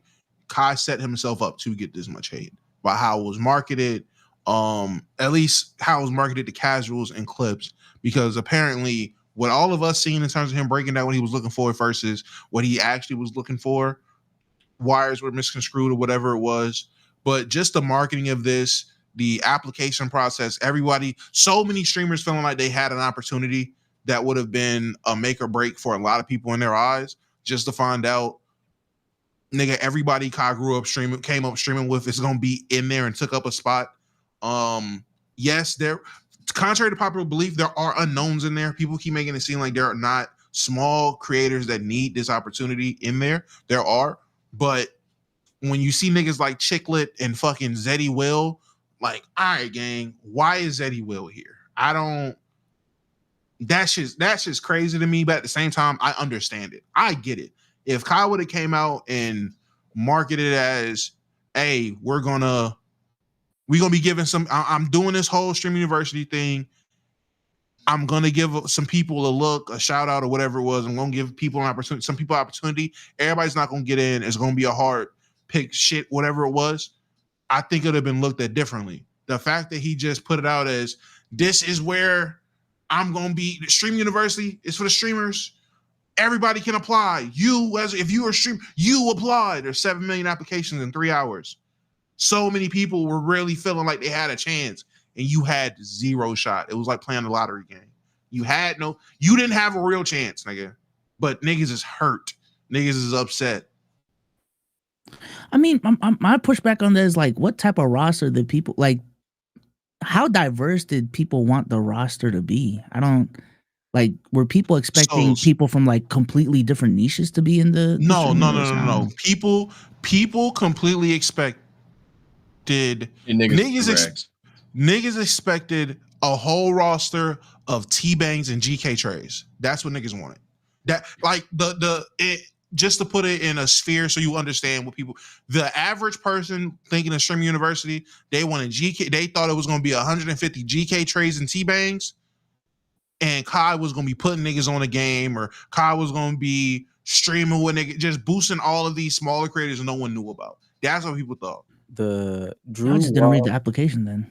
That's what I was going to get to. Drew Walls in the playback chat said, and you always getting full Damo is so funny to me. I don't know why it's so funny. It's a Duke Dennis meme, but nonetheless.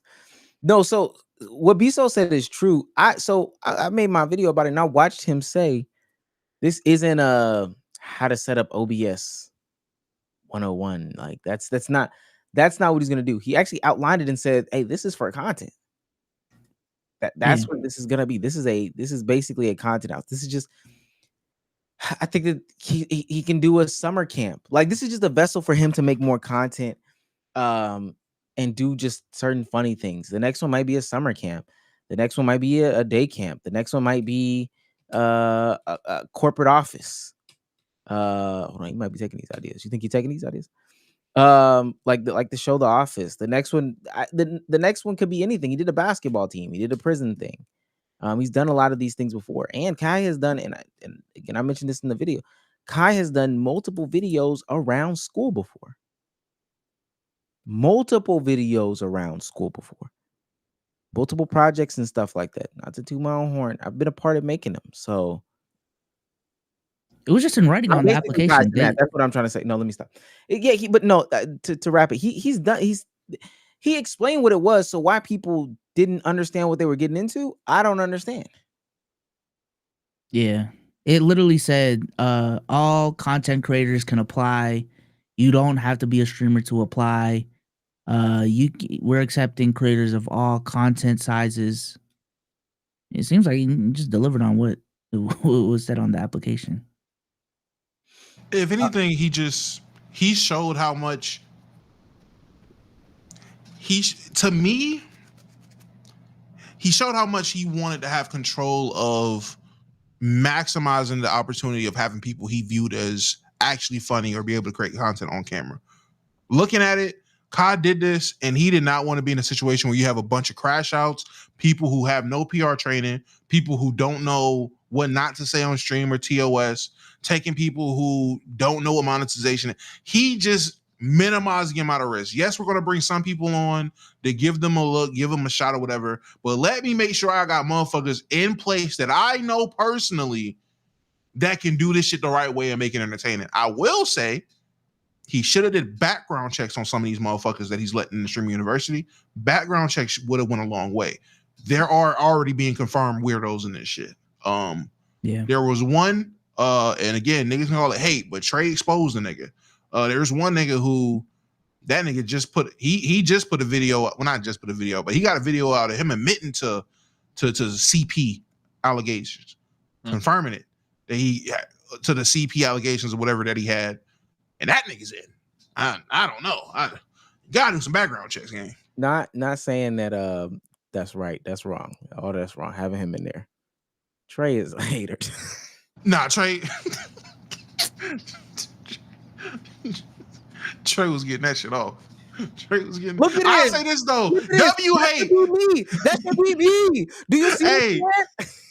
W hate because that nigga had that clip in that cop mafia community. I know Kai made the call. They deleted it already. Yeah, it got deleted. This shit they got. I tried to react to it on my podcast. That was crazy. For real? Yes. They got that shit removed. That shit was removed out the community. I'm like, oh yeah, Kai is sick of the hate. Trey, you did your job, man. Now you definitely not get it. You are not getting in the Streamer U Part 2, boy. Ooh, you fucked your chances. He can get into streamer community college, but I'm about to, you get a Streamer High. I think Streamer High is still taking applications. Look at the Streamer GD. I do want to go into this topic, especially because Sage is here. Hey, how are you? Hey, how you doing? Hey. One person that got crazy upset over not being selected. It's not about not getting in. And I hope that people don't think I'm some pussy, like, oh, this bitch mad because she didn't get in. And that it's not that. It feels so like it's when it feels personal. You know, like it's when you want to hurt somebody or you just try. Like it's different when it's like, you know, it's like handpicked and it's just so spiteful. That's how I feel. That is Zoe Spencer. That is Zoe Spencer. Now, before woman Kaisenet, some might say. Some might say. Now, before we get into Zoe Spencer, Sage, is Zoe Spencer bad? What? I can't be serious during this. Is Zoe Spencer bad? Yes or no? I don't. I'll pull it up. God, this is crazy. Look at me. I don't even look at my. I don't look at. I don't. I'm saying I don't even look at my female chatters and streamers like those, man. You know? That's not true. You're gonna look right now. He's about to get all the pussy at DreamCon, boy. Let me tell you. You hear that answer, chat? It's cool. Miss Spencer right here. She cool. She you know what I'm saying? She's not thinking of. I'm not about to sit there and grade, you know what I'm saying, another streamer or whatever, especially because ain't she got a hard time right now with the social and stuff. I ain't gonna add on. You know, like what she get. So that means you. I'm not saying that means you're gonna call it. That means you're gonna say some negative shit. That's not the case. That's not the case at all. I'm not saying that. Hype her up though. Be like, I'm not saying you could be hyping her up and making her day right now. Yeah. Man, I don't. Man, I'm chilling, bro. all right, we'll leave that to the comment section below. That's my you know. She hustling like hell though. Go ahead. I'm for Salute, right? That's what. All right, we're gonna get to so. Kai responded. Well, same thing. Kai responded and was like, "Yo, I ain't gonna lie, gang. You be doing too much. And at the Drewski show, you really embarrassed me. That's one. And I'm gonna play what she did at the Drewski show. Famous popular meme comes out of that, but also this video. I just don't like the fact that your man's is spilling shit on me. You got niggas spilling shit on me. You not protecting me. You're not doing shit, bro. He spilled it on you? He's spilling on me. You're not doing nothing. I just came. Yo, that's real nigga shit, bro. You didn't even pull up with nothing. You a bum ass nigga. Hey, don't talk to my dog like fuck that. you, nigga. I literally just got here. Fuck you talking about? Whoa. Who you? Nigga. Bro, he's crazy, bro. Did you call me? I apologize. All right, stop. It was a prank on some Twitch shit. Bro, because you be wilding on me. Let me skip past it because the whole room gets quiet at a certain point. Fuck Cuddy. Nigga, fuck you. Nigga, I'm embarrassed you, nigga. You calling me a bitch in front of all these motherfuckers? Yo, it's quiet. I don't give a fuck if it's quiet. Fuck, I don't even see nobody, nigga. You calling me a bitch? Fuck is you talking about? Dang. We watch different content, y'all. That was there, and then this is the same concert. This infamous meme. Dre, I got y'all dude. Y'all can start sucking dick now. I bit him. Why you didn't forget? You doing right?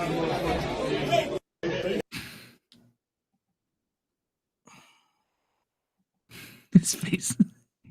He looks so disappointed. He knew what type of bitch she was immediately. He knew. When she did that, he was like, I did not think. I thought she was better than this shit. I thought she was different. Yeah. Is it time to react? I mean, Yo. Okay. Is it time to react? Because listen, chat. I wanted to come on here and say, yeah, man, I understand the crying. I understand the sadness. Everyone that she fucks with and stream with is up there. She started streaming a year ago and popped on who? Talil and Zeddy Will, all them streams and collabs, and everybody she streams with and fucks with got accepted and she didn't. So that would mean there has to be foul play. I would be mad too type shit.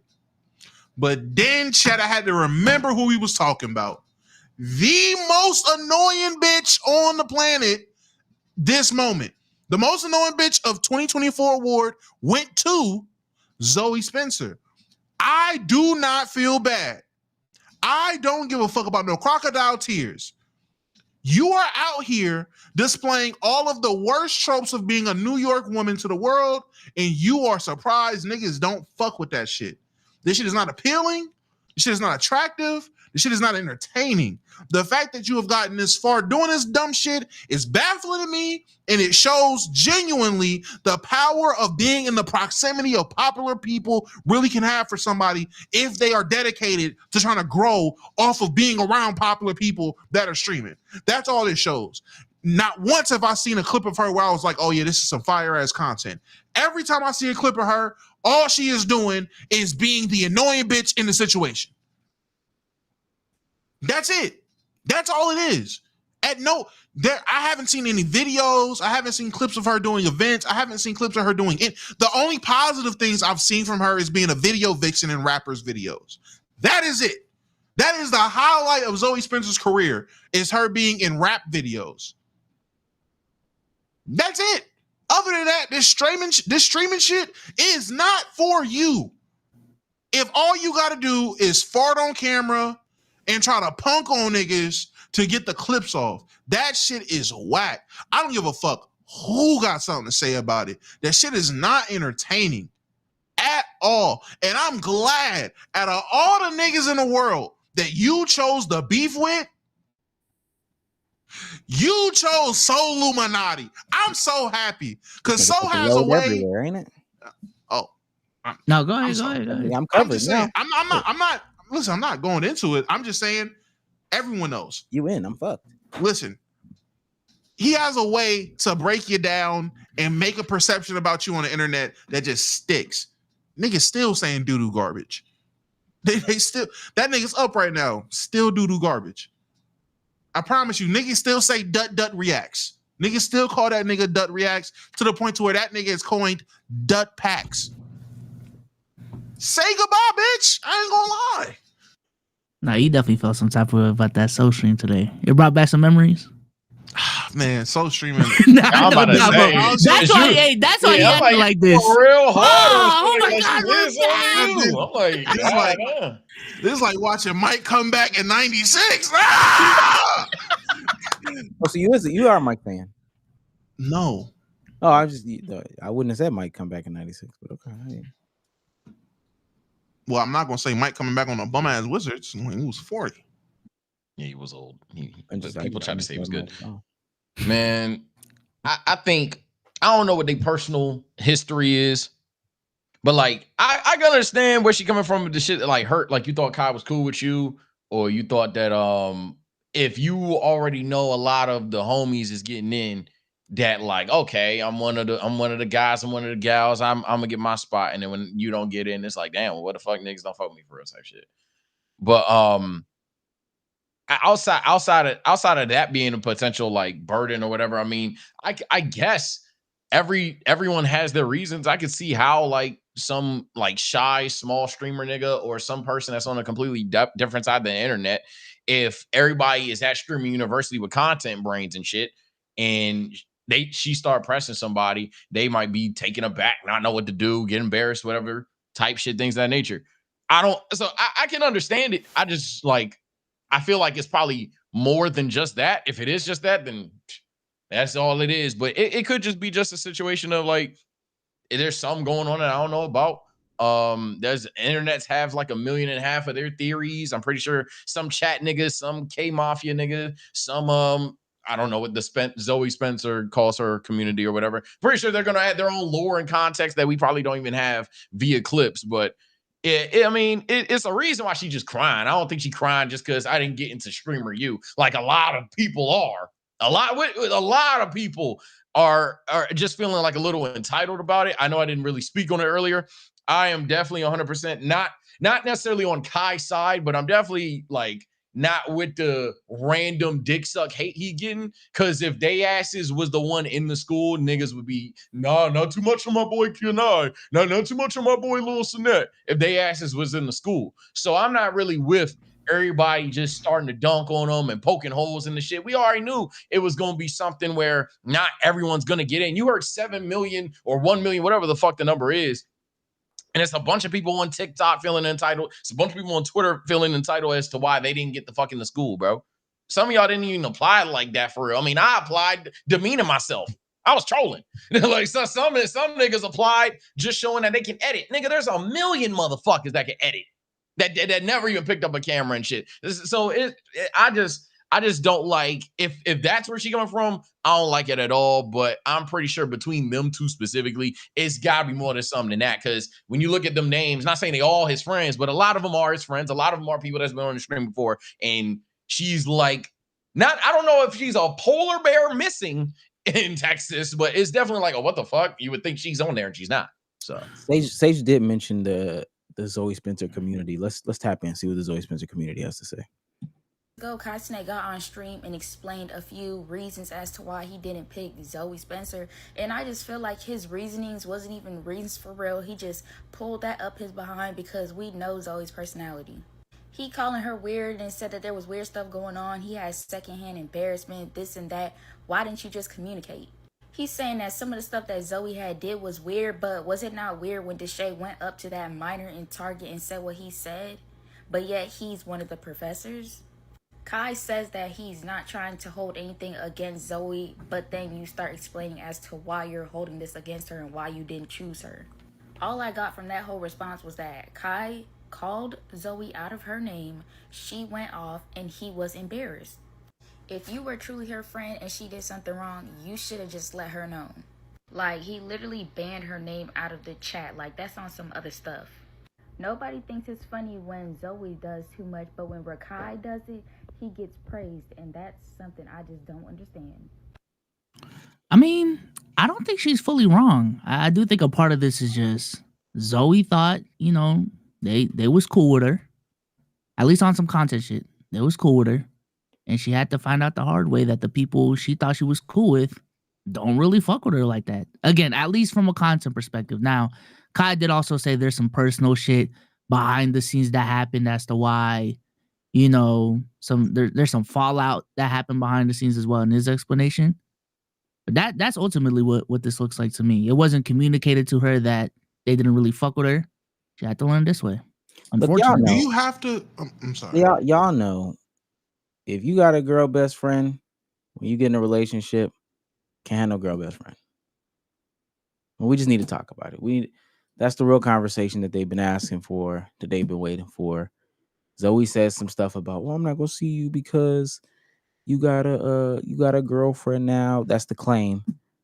Dog, if you get a girl best friend, if you got a girl best friend and you get into a relationship, we already know what's going on. That shit gonna fuck with I ain't digging that deep into the relationship shit. Whatever. One is not my style, but two, you think that fuck with content though? Talking about streamer university. We ain't talking about like going out, hanging out. So, listen, everyone's streaming too. Like, I don't see how that would be. I mean, if it is, shit. For all we fucking know, that is dead on. I tell you what, because you got women friends. Get your girlfriend. See if she cool with all of them. All of them. Okay. She don't have a girlfriend, but like, I'm saying, but I'm saying, I feel like that's like if me and my female best friends were going all to streamer university, I don't think she would be like on some shit like, nah, Sage, you can't go because I don't like them bitches or some shit. I think that'd be kind of like, it's not even maybe it's not even about that. It's about sometimes some folks don't know boundaries. And Zoe Spencer looks like, respectfully, so I don't know them. This is definitely parasocial. She just don't look like she know boundaries. So I could definitely see the strife there. You got your hands on my man. When she did the whole shit at the Drewski concert, she was arguing with him, and then for whatever reason, she decided to open her legs and get on top of Kai, get over Kai. Kai was sitting down in the chair, and she put her legs over Kai. Listen, it's pushing up on that boundary. I get it. For the content, it's cool now. This is cool now. Single, that's cool now. Once I'm in a relationship, I don't know. We can't be doing all that. Also, I mean, just to be so honest, the Zoe-anite, the Zoe Spencer fan that was going through, oh, he said this and it was a lie, and these aren't real reasons. I mean, they seem like real reasons. I'm not gonna lie. Who are you to say they're not real reasons? He said there was shit that happened behind the scenes. She said that's not true. At that point, is he say, she say. You go based off what you've seen, and I'm with Omar. Based off what I've seen, this bitch cannot control. I'm not gonna say can't control herself, but when the cameras are on, she starts to do too much. Yeah, I don't know it personally. Yeah, like it to the point to where clip farming she's taking it too far with the clip farming. Yeah. And on top of that, I mean, I don't know who Casanat girlfriend is. All I know from her is she apparently left a streamer for Casanat. That's even parasocial for me to say. I don't know the dynamic of their relationship, but I'm just saying, like, I don't know nothing about the girl, but I'm not gonna just assume she's the most secure person in a relationship. She's just so mature. No, motherfuckers have insecurities. Motherfuckers have shit they don't like. And the way the internet acts whenever Kai and Zoe get around each other, or when Zoe gets around any nigga, or when any male streamer is around women, they ship them. They say all these things that may not even be true or could be true, or come up with these goofy ass fan theories about what's going on. I can 100% see Zoe Spencer pulling up the streamer university, doing too much, and niggas are taking clips out of context.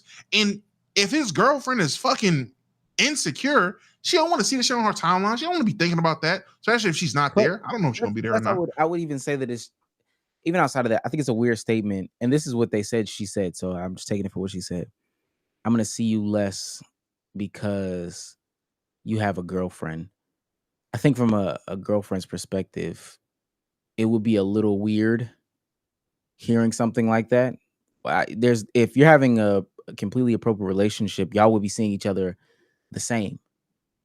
Now there may be limitations as to when we go on dates or whatever the case may be, but you should already understand that you're not gonna have 100%. Everybody's gonna have different time when new people get introduced into this person's life or whatever the case may be. It's just a weird statement to make. And again, you get a little bit handsy. So I think it's a weirder statement to make when you know it's not true as well. Like I don't like that. when That you was know, yeah, you're yeah. not That having that sex was with him, one but of like Kai's points is like, and what everyone's point is like, yo, you go out of your way to like embarrass people. And especially like I said this on my podcast as well. Like I personally hold my friends more accountable when it comes to like public like how we treat each other publicly, because as a friend I count on you more than a stranger. I'm saying, like, as a friend you shouldn't be embarrassing me online. As a friend you should know my brand more than anyone else. So I'm gonna hold you to higher standards than random Joe Schmo in chat, because you know me more, you know me better. But what's it called? To go down the line just because people want to see it. I don't necessarily care for his reaction. Somehow, some way, So Illuminati got pulled into this. nah, this is crazy. I ain't yo. So yeah, I thought it was a little strange that grown men were waiting for So Illuminati to eviscerate Zoe Spencer, but these are the comments that he made. So's a comeback streamer of the year, bro. Crazy. Yeah, ain't close right now. Yeah. What has he done? He pulled 70K today. Yeah, like 60K in that motherfucker. I was pissed off today. I don't even want to talk about what's going on. But I like that nigga had like 60,000, 70,000 in the shit today. I've seen that Why wouldn't shit. that be like Aiden? He hasn't taken content seriously for like 3-4 years for real. And all of a sudden he just gonna pop up in a matter of weeks a massive following of 70K live. Like that's crazy. What if he doesn't stream for the rest of the year? Well, we're gonna have a That different conversation then, changes but the race until at that then he point. has come back. He's a leader. It's not he ain't win type shit. I really think they should give you an opportunity at Streamer University, but you have to prove to all of us that you're not a plant. Don't humiliate anybody you're around. Don't make them feel uncomfortable. If you can do that, I feel like you deserve a chance. Am I right, y'all? If she can prove that she's not a plant and you're not gonna humiliate no guys, you're not gonna do bite, you're not gonna do none of that bullshit. Prove to us. I feel like you should have a chance. I feel like you should have a chance. Don't humiliate nobody. Don't blame Kai for some shit when there's a million clips out here of you just doing the most. Seriously. And with that being said, it is 12:30. Zoe Plant, the dick eater. Say goodbye. I'm done with you. Now I gotta focus on fucking Debt Reacts, because I know he's grinding right now, getting a rhythm. Yo, what did that nigga just call? You know what? Let me share this one. Zoe Plant the dick eater. She do too much, y'all. She just do too much. This is not it. 12:30. We got to get over this at 12:30. It's 12:25. You just do too much as a creator. And this is why you didn't make it. It ain't got to be no hidden agendas. A nigga can't even bring his girl around you. Maybe that's why Kai girl probably didn't want you around. You just bad energy. You toxic as fuck. I'm about to shoot Zoe some bail. Oh, this nigga flipping sides consoles. Oh, that's crazy. What I say, that's like why I'm not piling on. I mean, she already got to deal with the he's and the say goodbyes there at 24/7, 365. We already know how that gets now. So I'm not gonna pile on to the motherfucker. I don't think that like she's this evil motherfucker. Yap. But if we're talking about why she didn't get in, it's probably going to be something along these lines, because there's no way to the point where I just found out, according to what one of you said earlier, that her name got muted in the chat. That means it probably was getting spammed. And if it was getting spammed, then yeah, it's no shit. She's like the polar bear missing from Arlington, Texas, or the polar bear from Antarctica. I'm gonna let one of y'all go, because I know y'all want to really focus on Zoe right now. My main thing is just like the outcry from everybody else, to be very honest with niggas. Like everybody else either crying about it, saying that Kai lied and shit like that. To a degree, you can argue certain shit is misleading. Hell, even the title of streaming university can seem misleading when all along it's not necessarily teaching anybody how to be a better streamer. But man, I don't know. The Zoe shit specifically, I'm gonna just be blunt. I like it's one specific situation. It's more about the friendship aspect of shit. I heard she was talking crazy about Cell, so Cell responded that is. But yeah, I don't really get it. Well, I think that the thing that I want to quote unquote shoot bail for, because I am very it's today's thing. You move on here. I think that she opens up a question though, because these are people that are on the outside reacting. And we've talked about our friend group not being like that or whatever, so we can speak from our personal perspective. But when does it become too much? What is too much? And I know that the people in the situation draw the line as to what too much is. I especially think this is if people were in relationships at a certain time. I would deem some of the stuff that they do as too much. But who is to outline what is too much and when it is too much? And to Zoe's credit, if we're in person and you don't say it's too much, or if you can't hit me on the hip privately and say it's too much, then why would I change what I'm doing? So we sit on the outside all the time and criticize like, yo, this streamer's doing too much. They doing too much to so-and-so. They doing too much with so-and-so, et cetera, et cetera. I wouldn't have gone that far, et cetera, et cetera. But for them, that's right up the alley. So talked about all you do is humiliate people. Dog, when I look at streamer clips all day long, that's a lot of the content. Seen 50 clips today of Rakai making everybody uncomfortable. I've seen 50 clips today of people making fun of Ray and his accent. I've seen 50 clips today of Dez. Excuse me if I forget names, but of Dez going slap crazy on people. I mean, we talked about FaZe months ago about how hard they go when they do their content and the clip farming and all this other stuff like that. So at who's dictating that it's uncomfortable? I think the answer that it is the people that are involved in it, which lends back to Zoe's point. If it was uncomfortable, if y'all were ever uncomfortable, hit me. Tell me about it. Tell me that I'm doing too much. Now, as far as the whole not getting included thing, that's something to the side. But if I'm making you uncomfortable, hit me about it. Hit me about it. Somebody saying read the room. That's dog. I don't know if you ever been in them environments when people is farming. Don't be the one. That's something that a chat nigga can't. And then I am a chat nigga. Let me be very clear. I always think I'm a chat nigga that went live. But chat, y'all gotta understand when niggas is in that mode, it's kind of like a turn your brain off, don't take none too serious thing going on because everybody on is knowing they're on camera. Therefore, everyone knows they're trolling. And if you stop it, well, let me say this real quick. If you stop it, like if we're in that environment and me and Damo are getting the clip off and Sage stops it, Sage looks like the weird one because me and Damo might be on the same page and then Sage interjects. Or if I stop it because I think that Damo's being feeling some type of way or whatever the case may be, and he's totally fine, I done fucked up the clip. It's a line. It's a fine line. It's a really fine line. I don't think people understand that.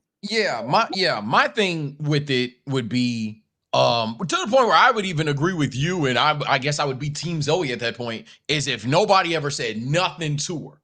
If nobody said nothing to her at any moment in time outside of those random niche one-off reactions on camera, and she just needs to fucking get it, then fine. But like if she never got a text, never got a call, never got a group chat discussion, never on camera, nobody said nothing to her that, hey, yo, I'm not gonna lie, like I actually don't fuck with that. Like I actually was kind of like heated when we was in front of all them people and you had me on the couch and I actually didn't fuck with that. If nobody ever said that to her, I'd even shoot her some bail my damn self. But it's in pre-fence or Sage. It's not a read the room thing, but just know even in this content shit when you're going too far, everybody got their limits. Everybody do. I think that's where me and Omar have disagreed on, even with our situation, where like I'm not gonna try to see where it is I can go, but at the same time, like there's like a general consensus of no, like, hey gang, if if Omar just stands up and we're at DreamCon and he smacks the dog shit out of Damo, I think that's the flag where it's like, okay. Now, Damo never explained he doesn't like being slapped on camera, but pretty sure if Damo hits you back, you slapped him on camera. So I think that's where a lot of the time where maybe you could look at Zoe and she needs to learn not to push people that far. It's odd because I just don't rock that way, to be blunt. I say what I'm feeling in the moment, or I say what I'm feeling immediately after. I don't let shit bottle up, not say nothing, have an issue with something for months and months and months, and then boom. I don't roll like that. And I feel like that's just what's happened. So I feel like, I mean, I can slightly agree with y'all. It's just I've seen a clip or two, or in a way of people denouncing what she's doing, calling it weird, but then that would beg to differ. Okay, is that a part of the clip? Is that also getting the clip? Is that also the content? Is that real? And that's why I kind of agree with y'all. If no one hit her on the hip privately, off camera, non-content reasons, and said this, fair on why you haven't changed, but I would still say no. Public perception, how the masses is digesting this content, and how people are that aren't in this circle, how the people on the outside looking in view you and how you do this content would matter. And on top of that, if we're talking about clip farming or the mode niggas be in when it's time to get the clip, why are we getting a clip like this? This is why I'm anti-clip farming in general. You go back to the phase conversation, I was anti-clip farming. You go to the any Rakai situation, I'm anti-clip farming. I am always anti-clip farming when it's going to the extent of real life shit and it just gets weird in public. It gets weird in person. Cool, we can sit here and have a topic and I'll get the clip off saying some dumb shit.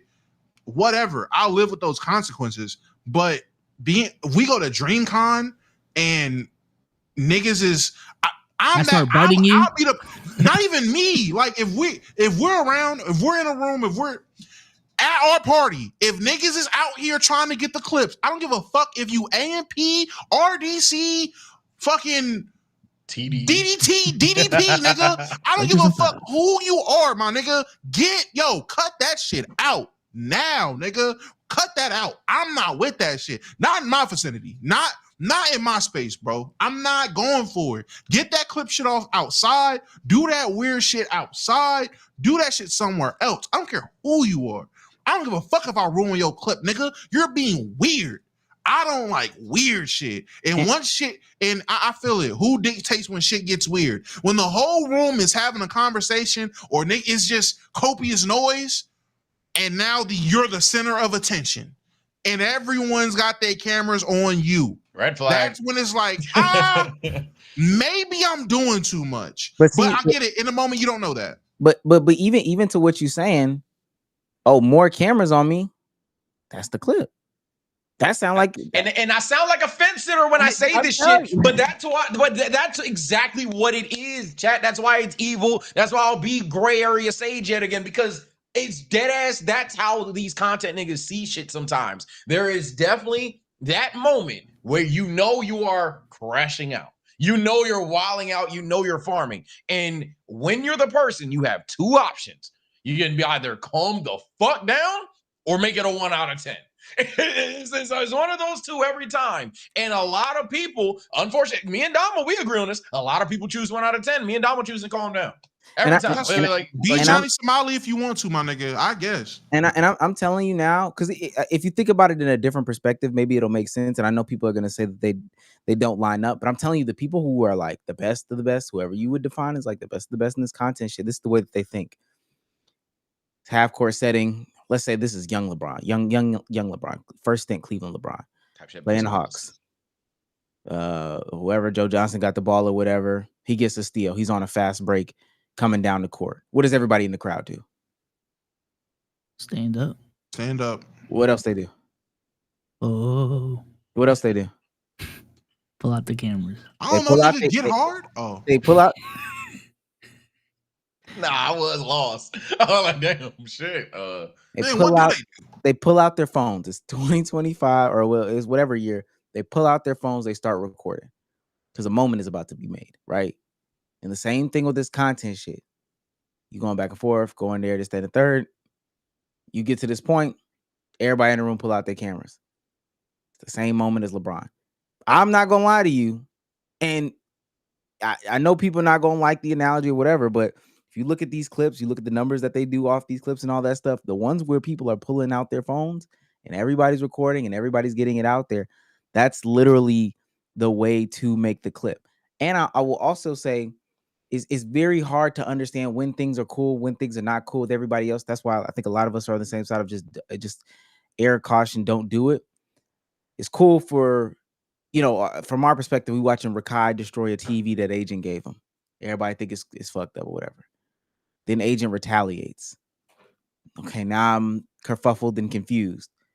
But then in that same respect, we fast forward a few days, Zoe Spencer's in trouble. If Zoe Spencer does the same thing, she destroys the TV, she's doing too much. It's no win-win. If you're not in the environment, then don't be in it. I don't know what Agent said today. I don't even want to really bring him up in the conversation, but I just seen a lot of people commenting on this, and there's a lot of gray area for a lot of interpretation, for a lot of, people not understanding what is what, why do this, that, and the third. Just chalk all this up as content and don't go too deep, because you're gonna hurt your brain trying to figure out what is pushing too far, isn't pushing too far. And from my understanding, nobody ever spoke to Zoe Spencer. Patrick said they did, but it was on camera. That's the content gang, and it's not fair to then leave her hanging with that information. Now, off-stream university, again, that's a whole side topic. I don't give a fuck about Yeah. I can only bash in the fact that you can have all these conversations, say it's cool, and then say, nah, you still not getting in the stream, There's conversation to be had about if at the end of the day, it's his event. Do we even have the right to be mad? I think those conversations get a little childish or whatever. But in regards to this whole situation, I just think it's funny how the internet is, bro. 72 hours ago, niggas didn't really have all these issues and shit with her necessarily. As far as I knew, she was like one of the next up, and I'm not even thinking that's still down. I think she's just in a beef that she lost. Corny? Ain't that corny? But all of a sudden she's doing too much. That's actually where I disagree. I actually disagree with that, because you think they've been calling her corny? Because I don't. Yeah, this whole notion of her doing too much is literally a running joke. She even had a situation with Reggie, I think a month ago, where like this exact same situation with the birthday party. This exact same situation. I don't mean to cut you off and disagree with you, B-Souls. I agree. There has been people who have been doing the running joke of this is doing too much. What I'm saying is there are people who have never reacted that are reacting before. Now a vast majority Thank of you. people That's what I was trying to get this to. Is too much. And again, like I'm saying, 2 weeks ago, that was the clip, that was the content. People didn't have opinions. And I'm not saying Lil Reggie said this or Tyler. I'm not even saying that they commented. That happened back then. They weren't commenting. She wasn't doing too much back then. We as onlookers were saying it. Now everybody making conversations and commentary. Damn, she's doing too much. Well, wait a minute. She weren't titled thumbnail of doing too much. It was just like, that's Zoe. She a little crash out. She might do too much. But there's a vibe between that. When she was climbing on Kai, she wasn't doing too much. But then when she was biting Duke, she was doing too much. But then when she was doing something, it's super inconsistent. And it's about who your favorite streamer is, really. Because then if a nigga said So is doing too much, or Phantom is doing too much, or I'm trying to think of other people who are like people's consensus favorite streamers or whatever the case may be.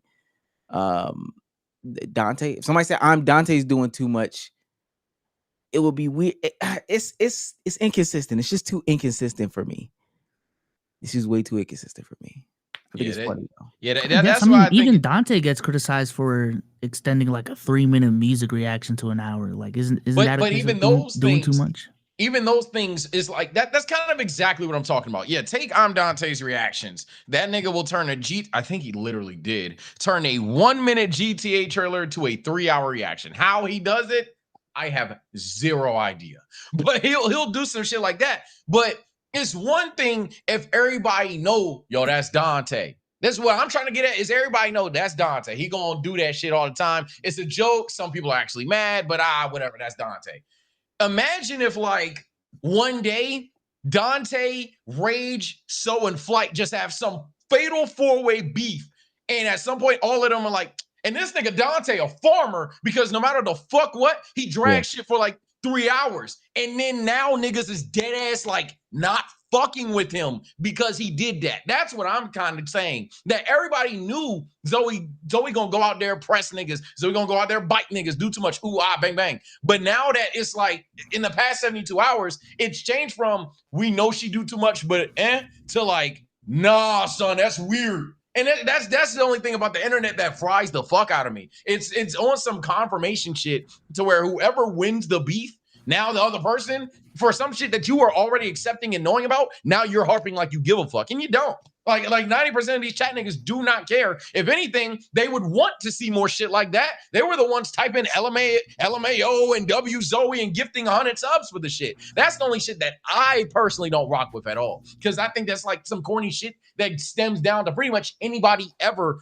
on the internet that's been like canceled or fall off or some shit like that. That's the only shit that I don't rock with. Save Team Zoe, man.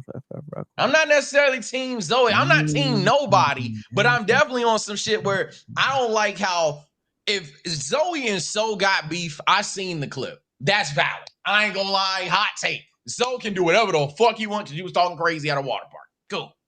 But the amount of niggas that like randomly turn the camera on to get their shit off, I ain't rocking with it. Because it's like they supposed to have a issue. Let that be that and move on. If you want to do your one-off reaction, cool. But everybody coming out the woodwork, talking about, yeah, man, me too. Yeah, man.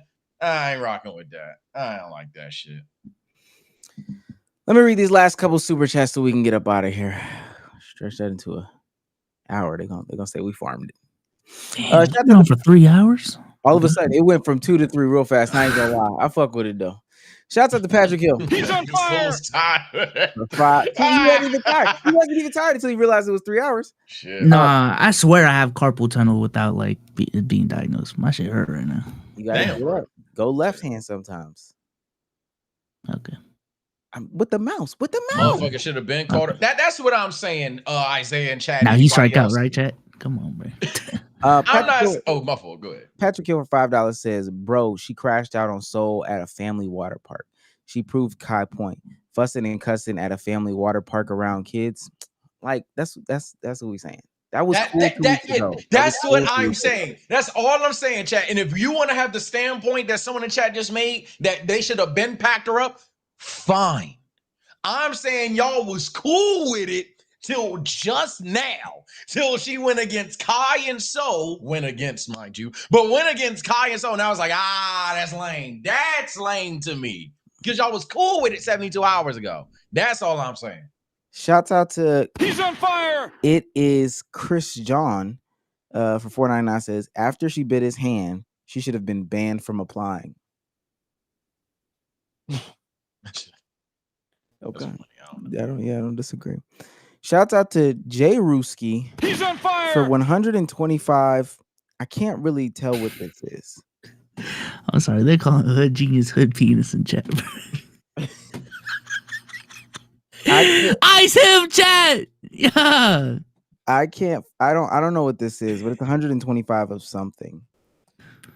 He says, would you rather have insane wealth, but the wealth only stays with you, or your kids have the wealth and it can be passed down to their kids? Oh, my kids all day.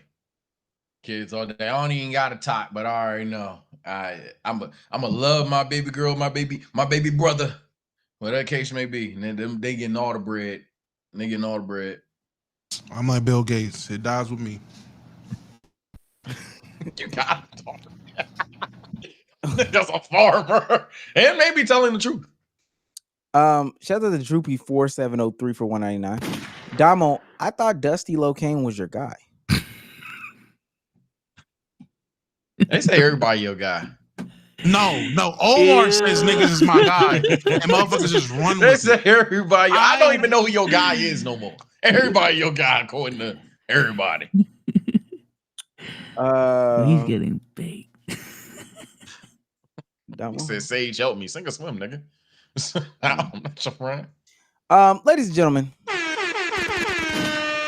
this has been another fabulous episode of the Let's Keep It a Buck podcast.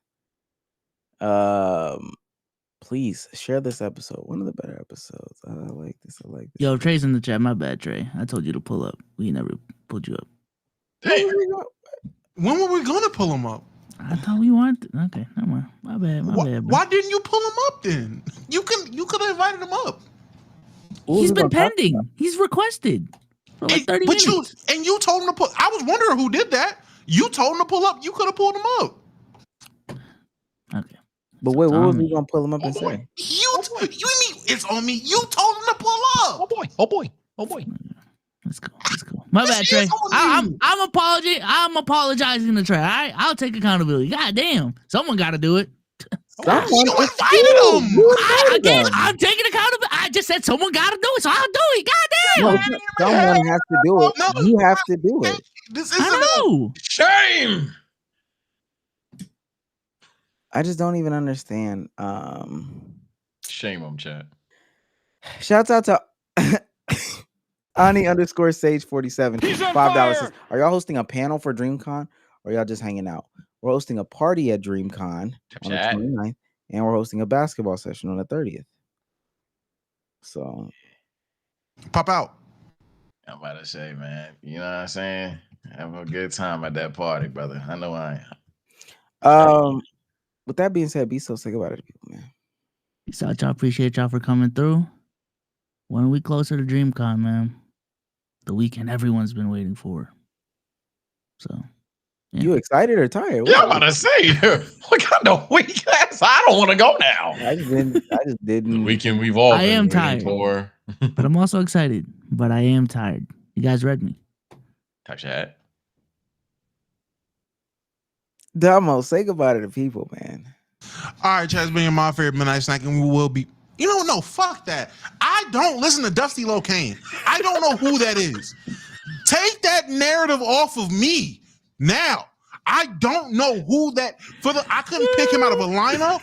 You could play 5 songs and ask me which one was Dusty Locane's. I couldn't fucking tell you. Like, I don't know who that is. Like Pop Smoke. He's Pop Smoke's I cousin. don't like Pop Smoke. I don't like Pop Smoke, so I wouldn't know that. Because why would I want to listen But to you Pop know Smoke? what Pop Smoke sounds like, though. And I don't know what Dusty Locane sounds like because why would I Pop want to listen to a Smoke, Pop I'm Smoke telling you, song? literally sounds Okay, like that's Pop Smoke. fine. I don't know that, though. You know that. I don't know that. So I he's my don't know guy? that. I mean, Dusty Locane's my guy. Jesus Christ. I just had to put that out there. Dusty is Bezos' guy. Dusty Locane is not my guy. I will see you niggas on stream tomorrow. Jesus. Damo, Dusty Locane. Now, didn't we watch it on the radar? No, never mind. Of Dusty Locane? I don't even think so. Did we? Okay. We might have. I don't fucking. Sage, say goodbye to the people, man. No, you don't know all of a sudden. All right, people. A micro hot take on the outro. Hey, dickheads, and this goes for everybody, whether it's the gym, the kitchen, shopping, whatever the case may be. Stop fake trusting people. All right, stop fake trusting people just for delays to get shit done because you want to do it yourself. Fucking narcissist. But outside of that, take care, stay blessed. I can't wait to stream later tonight. I obviously have a ton of energy, wasn't able to pod, but yeah, I'll see you guys later tonight. I'm gonna work on a lot of reacts and shit like that. So take care, stay blessed, see you soon. Shout out to everyone who donated tonight. Shout out to Day, Alan R, Thunder Up, Rodney TV, ERT, Unusual Suspect, Edwin, all y'all that donated tonight. Shout out to everybody for showing up and showing out. Please tell a friend to tell a friend, not only about the stream, but about DreamCon. And last but certainly not least, if you thought Zoe Spencer was doing too much, you wouldn't have made it in Stream University. With that being said, we'll see you next time. Bye, guys.